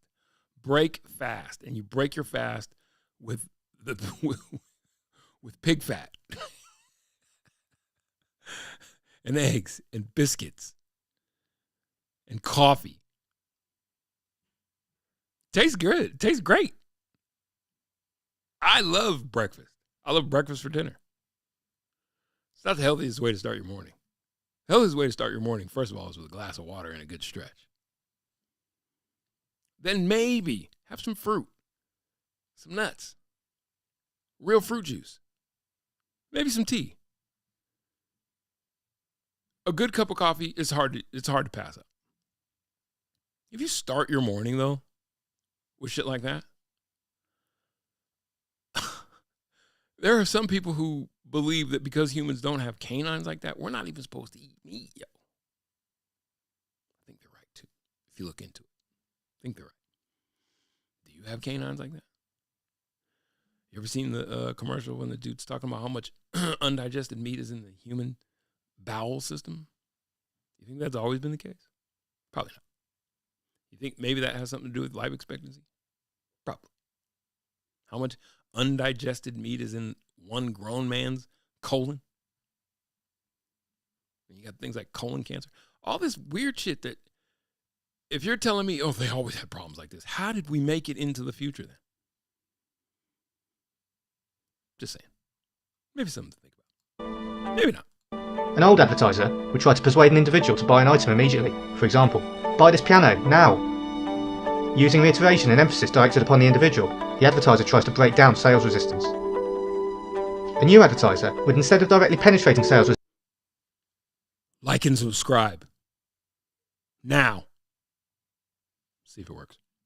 Like and subscribe now. People are using that. I watch so much YouTube and it's just like Pavlovian and everyone says like and subscribe. I'm of the opinion that if you're going to do that, you're going to do it. I'd rather focus on creating content than trying to remember to do that messaging. I'm terrible at that. I'm just better at just getting on and riffing. But like and subscribe. Do it now. resistance, try to remove it by creating circumstances that will swing emotional currents. Do it.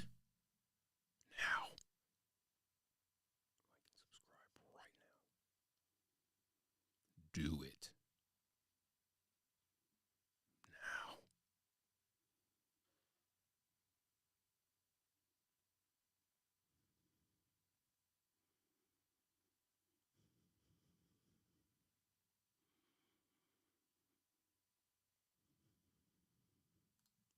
That will build purchaser demand. For example, a new advertiser when selling a piano will try to develop acceptance of the idea of a music room in the house, perhaps by arranging an exhibition of music rooms by well-known designers, inviting key people of influence with regards to buying habits, i.e. famous musicians. The music room will be accepted. We like when famous people do stuff. It's like when it's election season and then a candidate, they start having news stories. You remember the news story? Such and such was endorsed by Beyonce, or such and such was endorsed by Kid Rock. Like, who gives a shit? Gilbert Gottfried came out and what?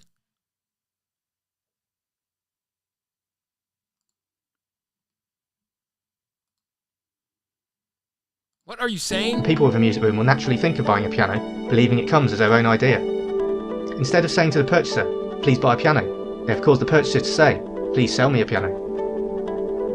All these methods and techniques were used for Beneza's most extreme propaganda campaign, the overthrow of the Guatemalan government. The government had introduced labour laws that allowed workers to strike if their demand for higher wages were not.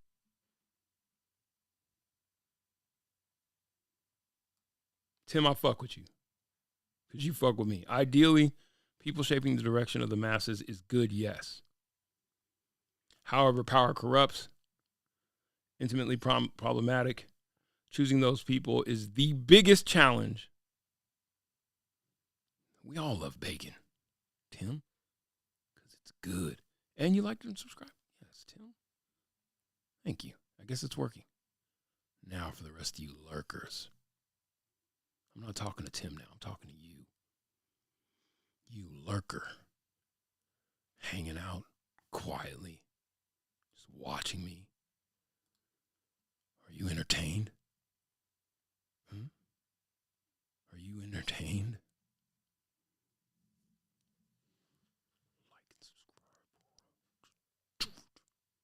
And share it.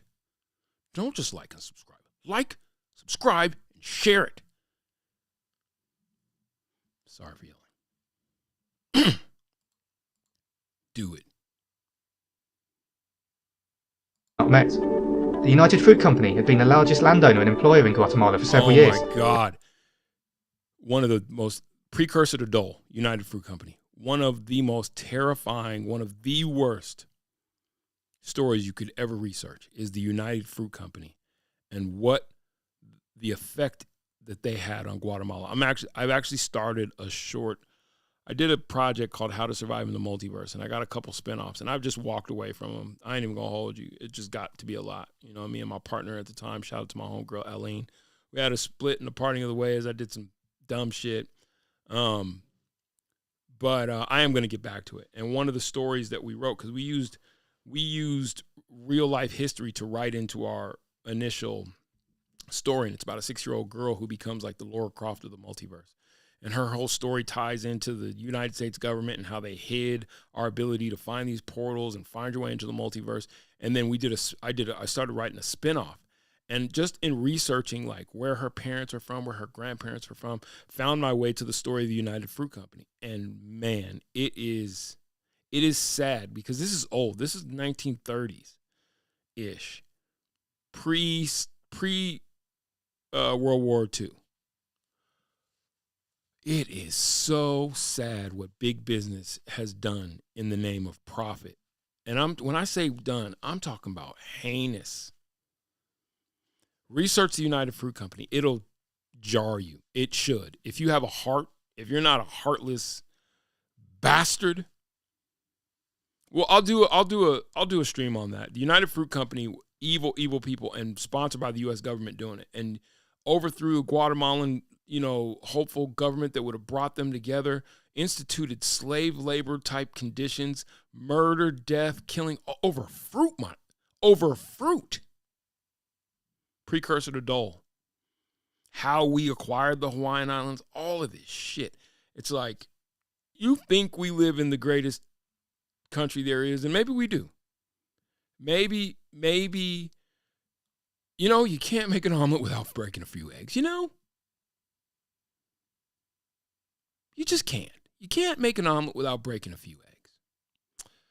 But there is a reckoning. There is a reckoning coming. You just can't. Anyway. And these laws would affect their profits. Edward Bernays was hired by the United Fruit Company to persuade Americans that the then Guatemalan president, Jacobo Arbenz, was a communist, when in reality he was a liberal capitalist. Bernays ran an intensive campaign of misinformation to portray the company as the victim of the government for several years, including taking American journalists to Guatemala and arranging for them to interview only those who opposed Arbenz. Bernays' involvement led to US President Eisenhower to intervene, and ultimately Arbenz was overthrown in a US-sponsored coup designed to make the world safe. It was violent. For large US corporations. It was painful for the people. And Guatemala never recovered from it.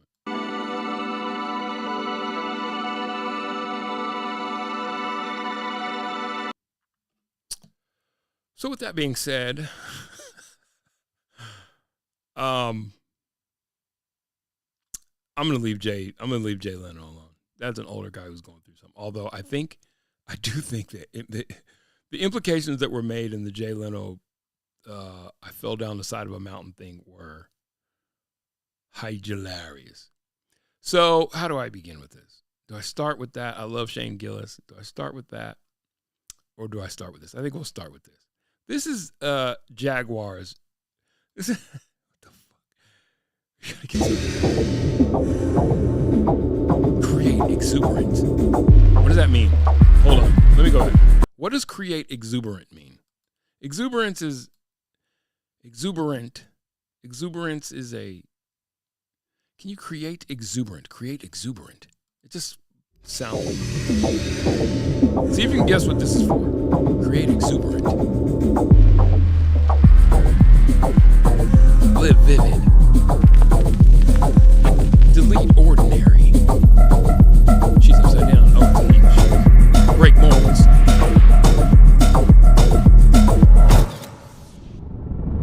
Post a picture. Copy nothing. Jaguar. What? The fuck? That's a Jaguar commercial. That's how Jaguar is trying to promote buying Jaguar vehicles. Huh? What happened to just showing a car? And then you see who Jaguar's new head. I love some of these memes. The damage this Jaguar marketing did to its once iconic brand should be studied. Their social team just making an absolute mess of all the reputation capital Jaguar built over decades. Stop letting dumb interns hijack your brands. Like, what are you trying to convince people to participate in? And I'm being honest when I say that. Look at this. Car Twitter today. What the fuck is this piece of shit? And they had, let me see if I can find this guy. Their director of marketing, Jaguar. Their director of marketing was flitting about, doing everything but, talking about everything but selling cars. And Budweiser, Jaguar execs, looking at the reaction to their new ad today. I'm telling y'all, man, it's not that hard. It is not half as hard. Jaguar. Think of the E-Type. What is it with the modern advertising industry and big corporate companies? Think Jaguar. Think of the E-Type. Think of the powerful logo on the front of the car of Inspector Morse, of a really great British brand. Well, okay, it may now be owned by the Indians. But have a look at what the modern advertising industry have done. This is the new logo. I don't know what it stands for, do you? And the advert, I don't mind the logo. Showing some sort of almost non-human. Honestly, I don't what the mind modern the advertising Let me industry see have it. done. This is the new logo. That's not bad. Jag.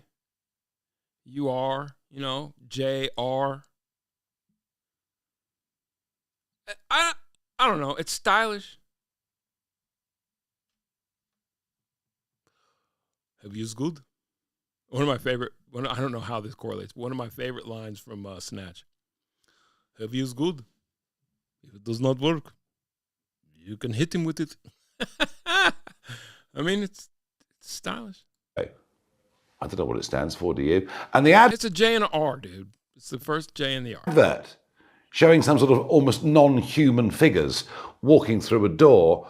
No, I don't. Non-human was a bit much, but it is, trying to appeal to. Obviously, they're trying to appeal to a different clientele than I think the what was perceived. I would even say is I don't know the hell is Jaguar's clientele, if not people who got a lot of money and to waste on a car that is not worth it. When you drive a car off the lot, it depreciates like $5,000 the minute you drive it off the lot. And Jags, historically, have terrible resale value. Without even showing cars. I'm not quite sure what they're saying or what they want to do. What they're trying to appeal to is an alternative thinker. Strikes me as being another Bud Light moment. I predict Jaguar will now go bust. And do you know what? They deserve to. I don't disagree with that. I think that if you're trying too hard to make political statements as opposed to exactly. You earned it. You earned it. The internet is undefeated. Undefeated.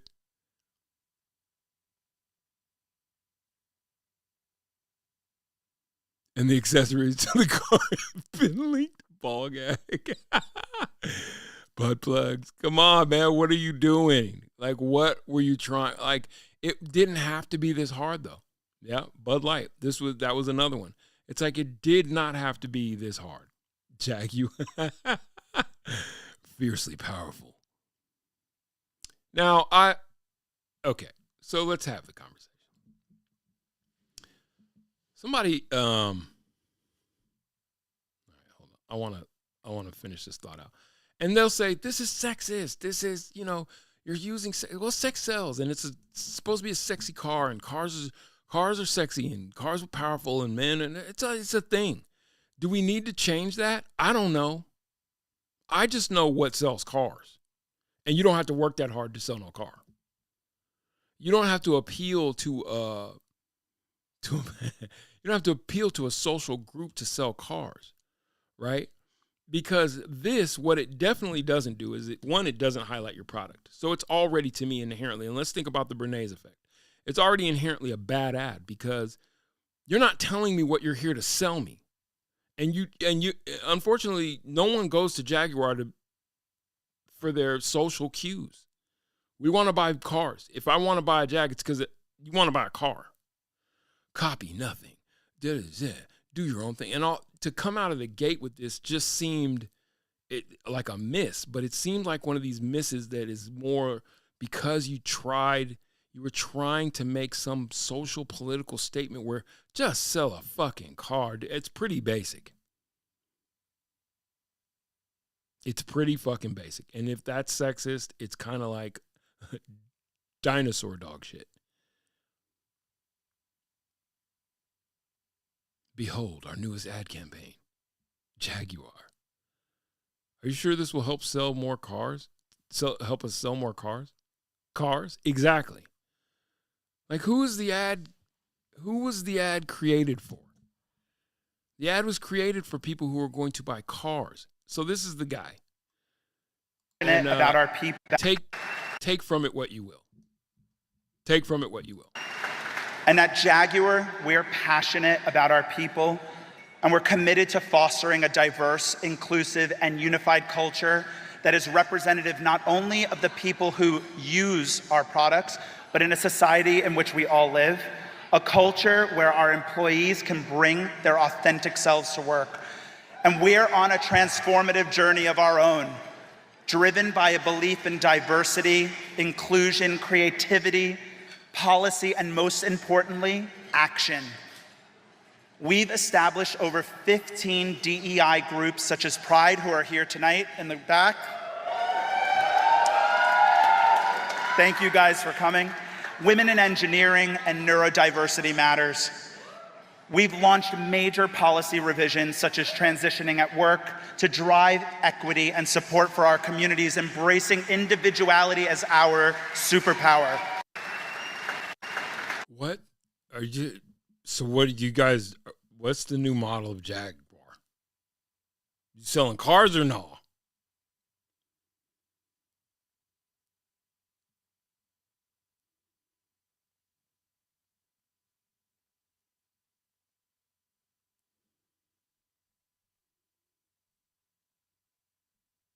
You and I both know what I'm talking about. I actually don't. What are you talking about? I have no idea what any of that was about.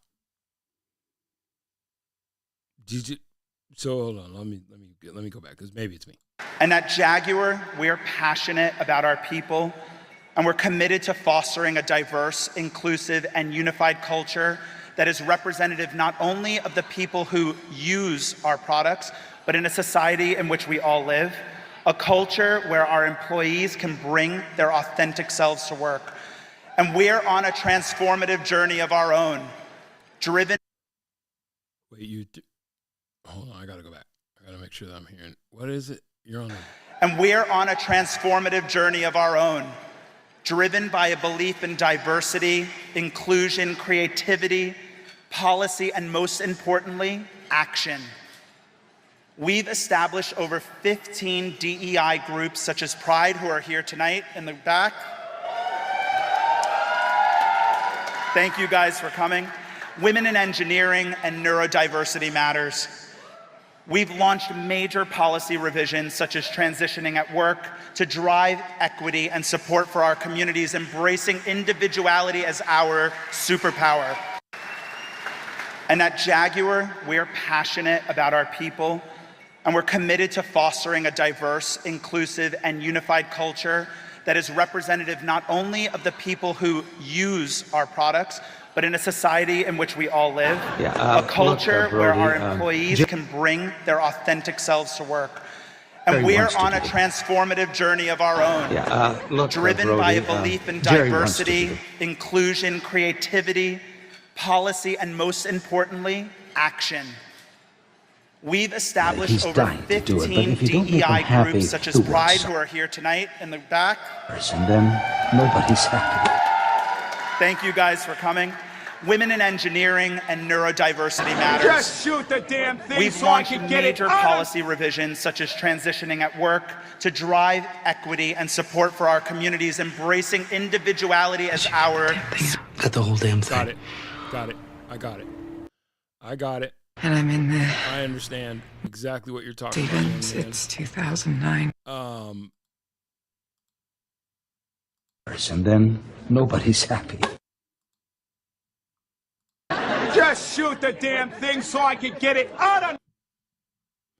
I didn't get the whole part. Look, Brody, Jerry wants to do the movie. He's just so He's not damn happy the cop. work suffers, and if the work suffers, then no one's happy.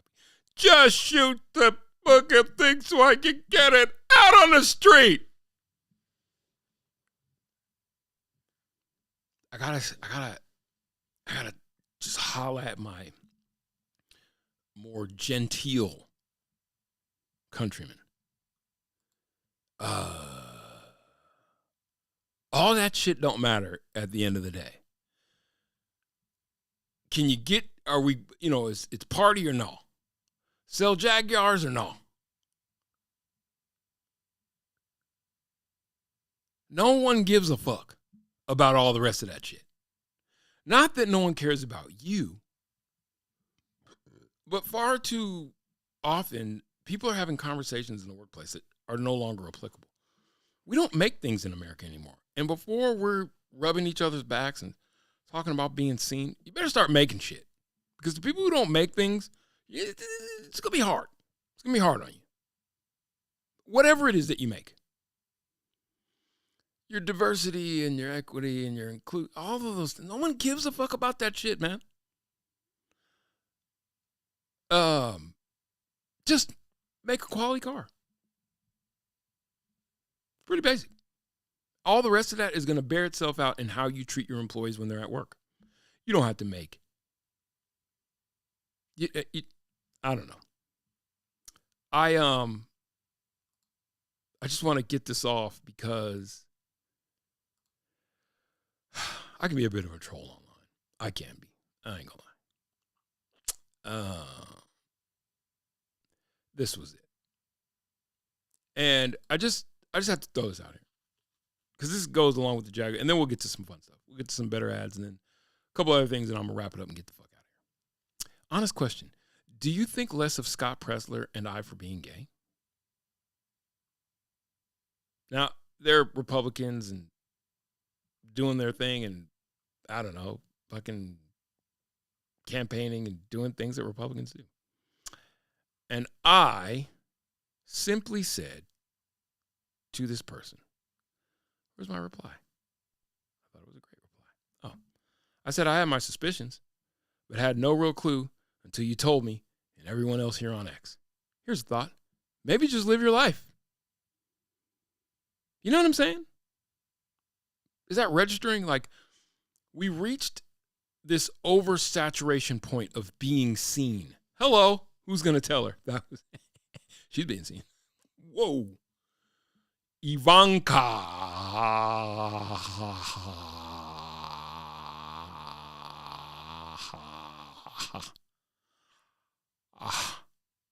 She knew. She knew what she was doing. She did. She's trying to sell Jaguars. She's trying to sell Jaguars. The Jaguar. She's selling Jaguars.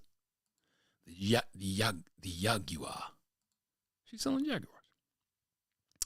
Listen, man, I respect everyone's right to be.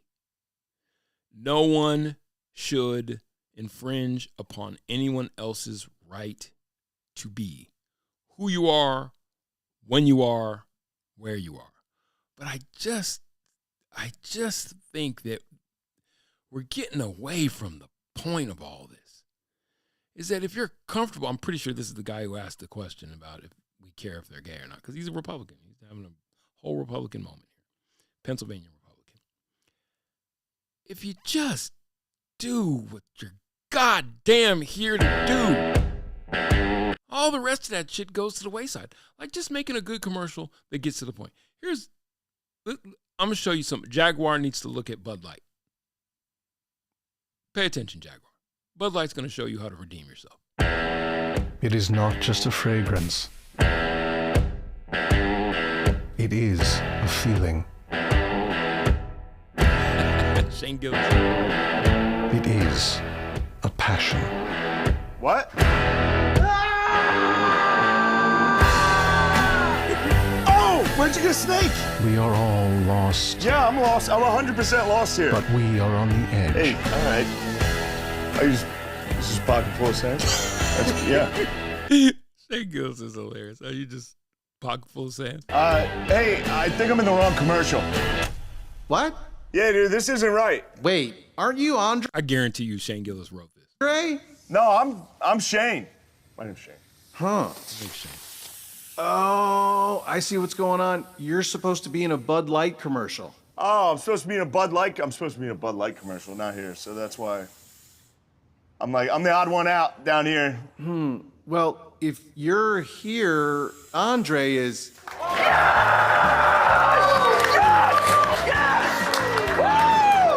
I love it here.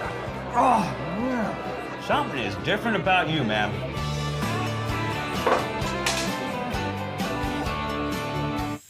I just ordered some wings in that other commercial. You think they're gonna make it here? You guys like wings? You blue cheese guy, ranch girl? You're a ranch girl. You guys like blood or something? You guys like blood or something? Selling beer. Same concept. The beer is being sold because it's in his hand. At least the product's there. And then they cut to, the bar and the wings and the kind of poking fun at the whole everything about everything but the thing that we're here to talk about. I promise you, to my more genteel people, we see you. It's hard not to see you. We see you. You're seen. Now go make shit. What people think about you is best reflected in what you contribute to your life and the life of the people around you. You don't need permission anymore to live. Go be the thing. Go do it. Whatever it is. But shut the fuck up about your individuality. Somewhere along the line, someone lied to a great many of us and told us, you have to be seen, you have to be centered. No, you don't. You have to be seen and centered in your life. And if you stopped opining for the attentions and the approval of people outside of your life, you would, God damn, get some shit done.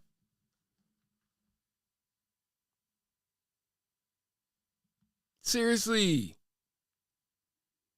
We love you. You're loved. You're seen. Someone loves you. Stop it. For Christ's goddamn sake. Oh. Let's see what the final vestiges of this will be. I think this is a good place to end. We're going to end where we started. I don't know what the hell happened to my guy, but the internet is not believing what's going on with Jay Leno. What on earth happened to Jay Leno? Oh, your poor face. Look at my eye. Oh, shit. Oh, my gosh. Jay Leno is all bruised up.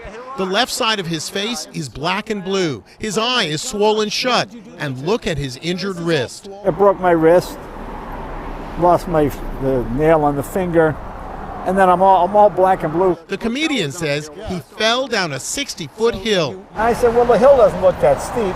Let me take it. Down! and then You rolled down a hill? That's not true. No, that's true. Jay Leno says he was staying at a Hampton Inn about 30 miles outside of Pittsburgh on Saturday night. Why is Jay Leno staying at a Hampton Inn? Jay Leno is worth like $500 million. He's got a car collection that's probably worth as much as he's worth. Well, wait. Okay. Jay Leno's got an extensive car collection full of many a Jaguar and other vintage cars. Why the fuck is Jay Leno staying at a Hampton Inn in Pittsburgh?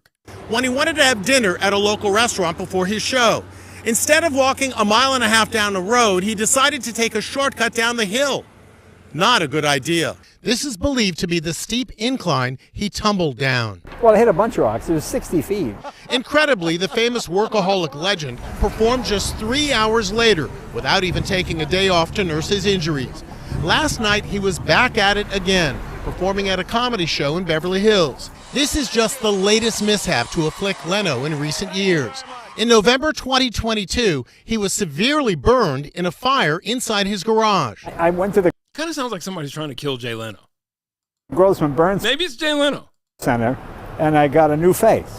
That's a brand new ear. Leno needed skin grafts, and there he is undergoing hyperbaric therapy at the world-renowned Grossman Burns Center in Los Angeles. Tomorrow night, he'll perform at Comedy for a Cause in Hermosa Beach to raise money for the Burn Foundation, his thank you for saving his life. Will you be able to see again? It'll be fine. I'm not worried about it.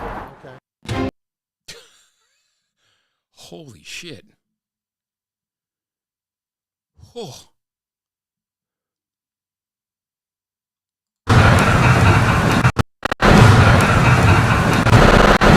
The last thing Jay Leno heard falling down the hill. Tell the devil Conan sent you.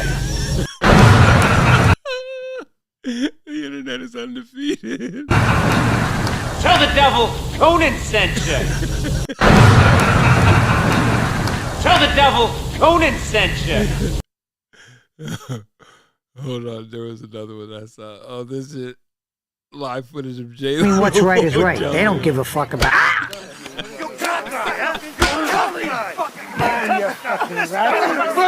Vegas. So I set up a meeting with the guys way out in the sticks. I didn't want my brother to get fucked around. I mean, what's right is right. They don't give a fuck about.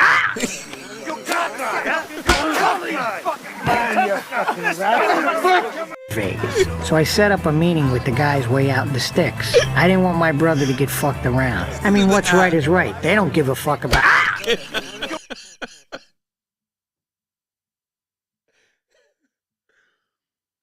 Oh, for fucking Christ.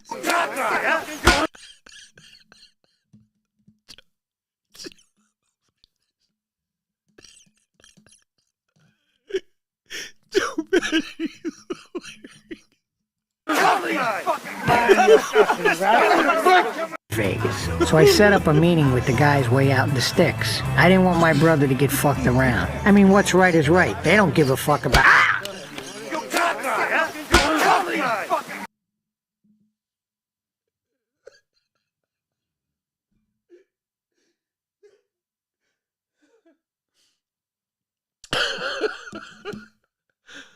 Okay, one more time. Vegas. So I set up a meeting with the guys way out in the sticks. I didn't want my brother to get fucked around. I mean, what's right is right. They don't give a fuck about.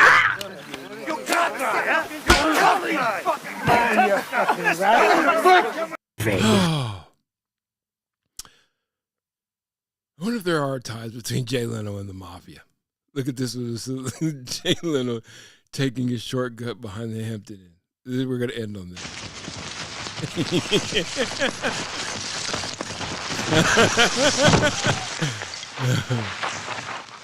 Oh. It's a little steep. Yes, sir. But I'll tell you, it was the quickest way down. Oh, yes, by far. Oh, yes, by far. Look at Jay Leno. I'll just mosey on down. Uh-oh. What?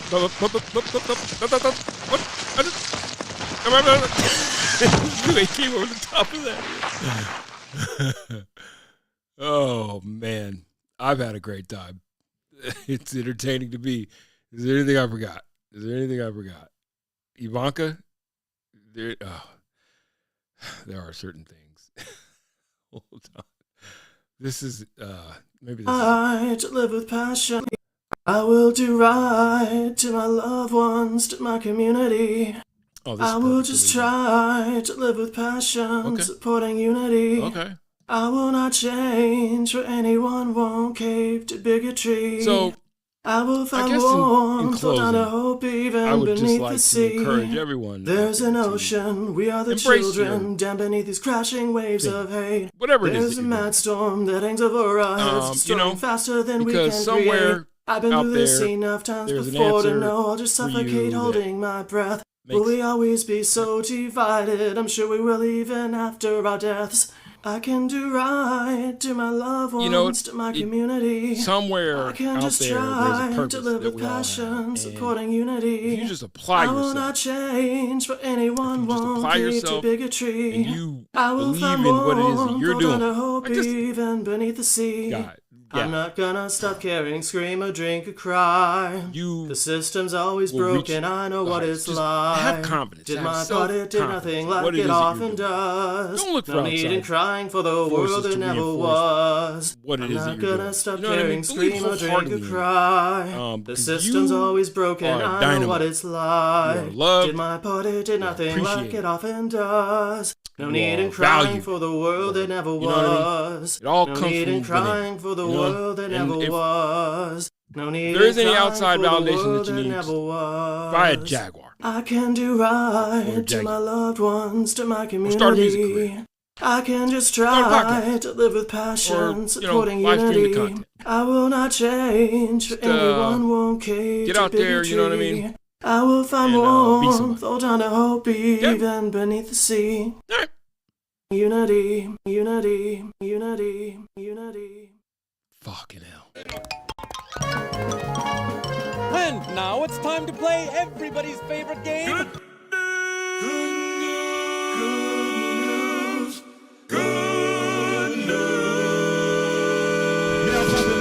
Jesus Christ, we can't wrong.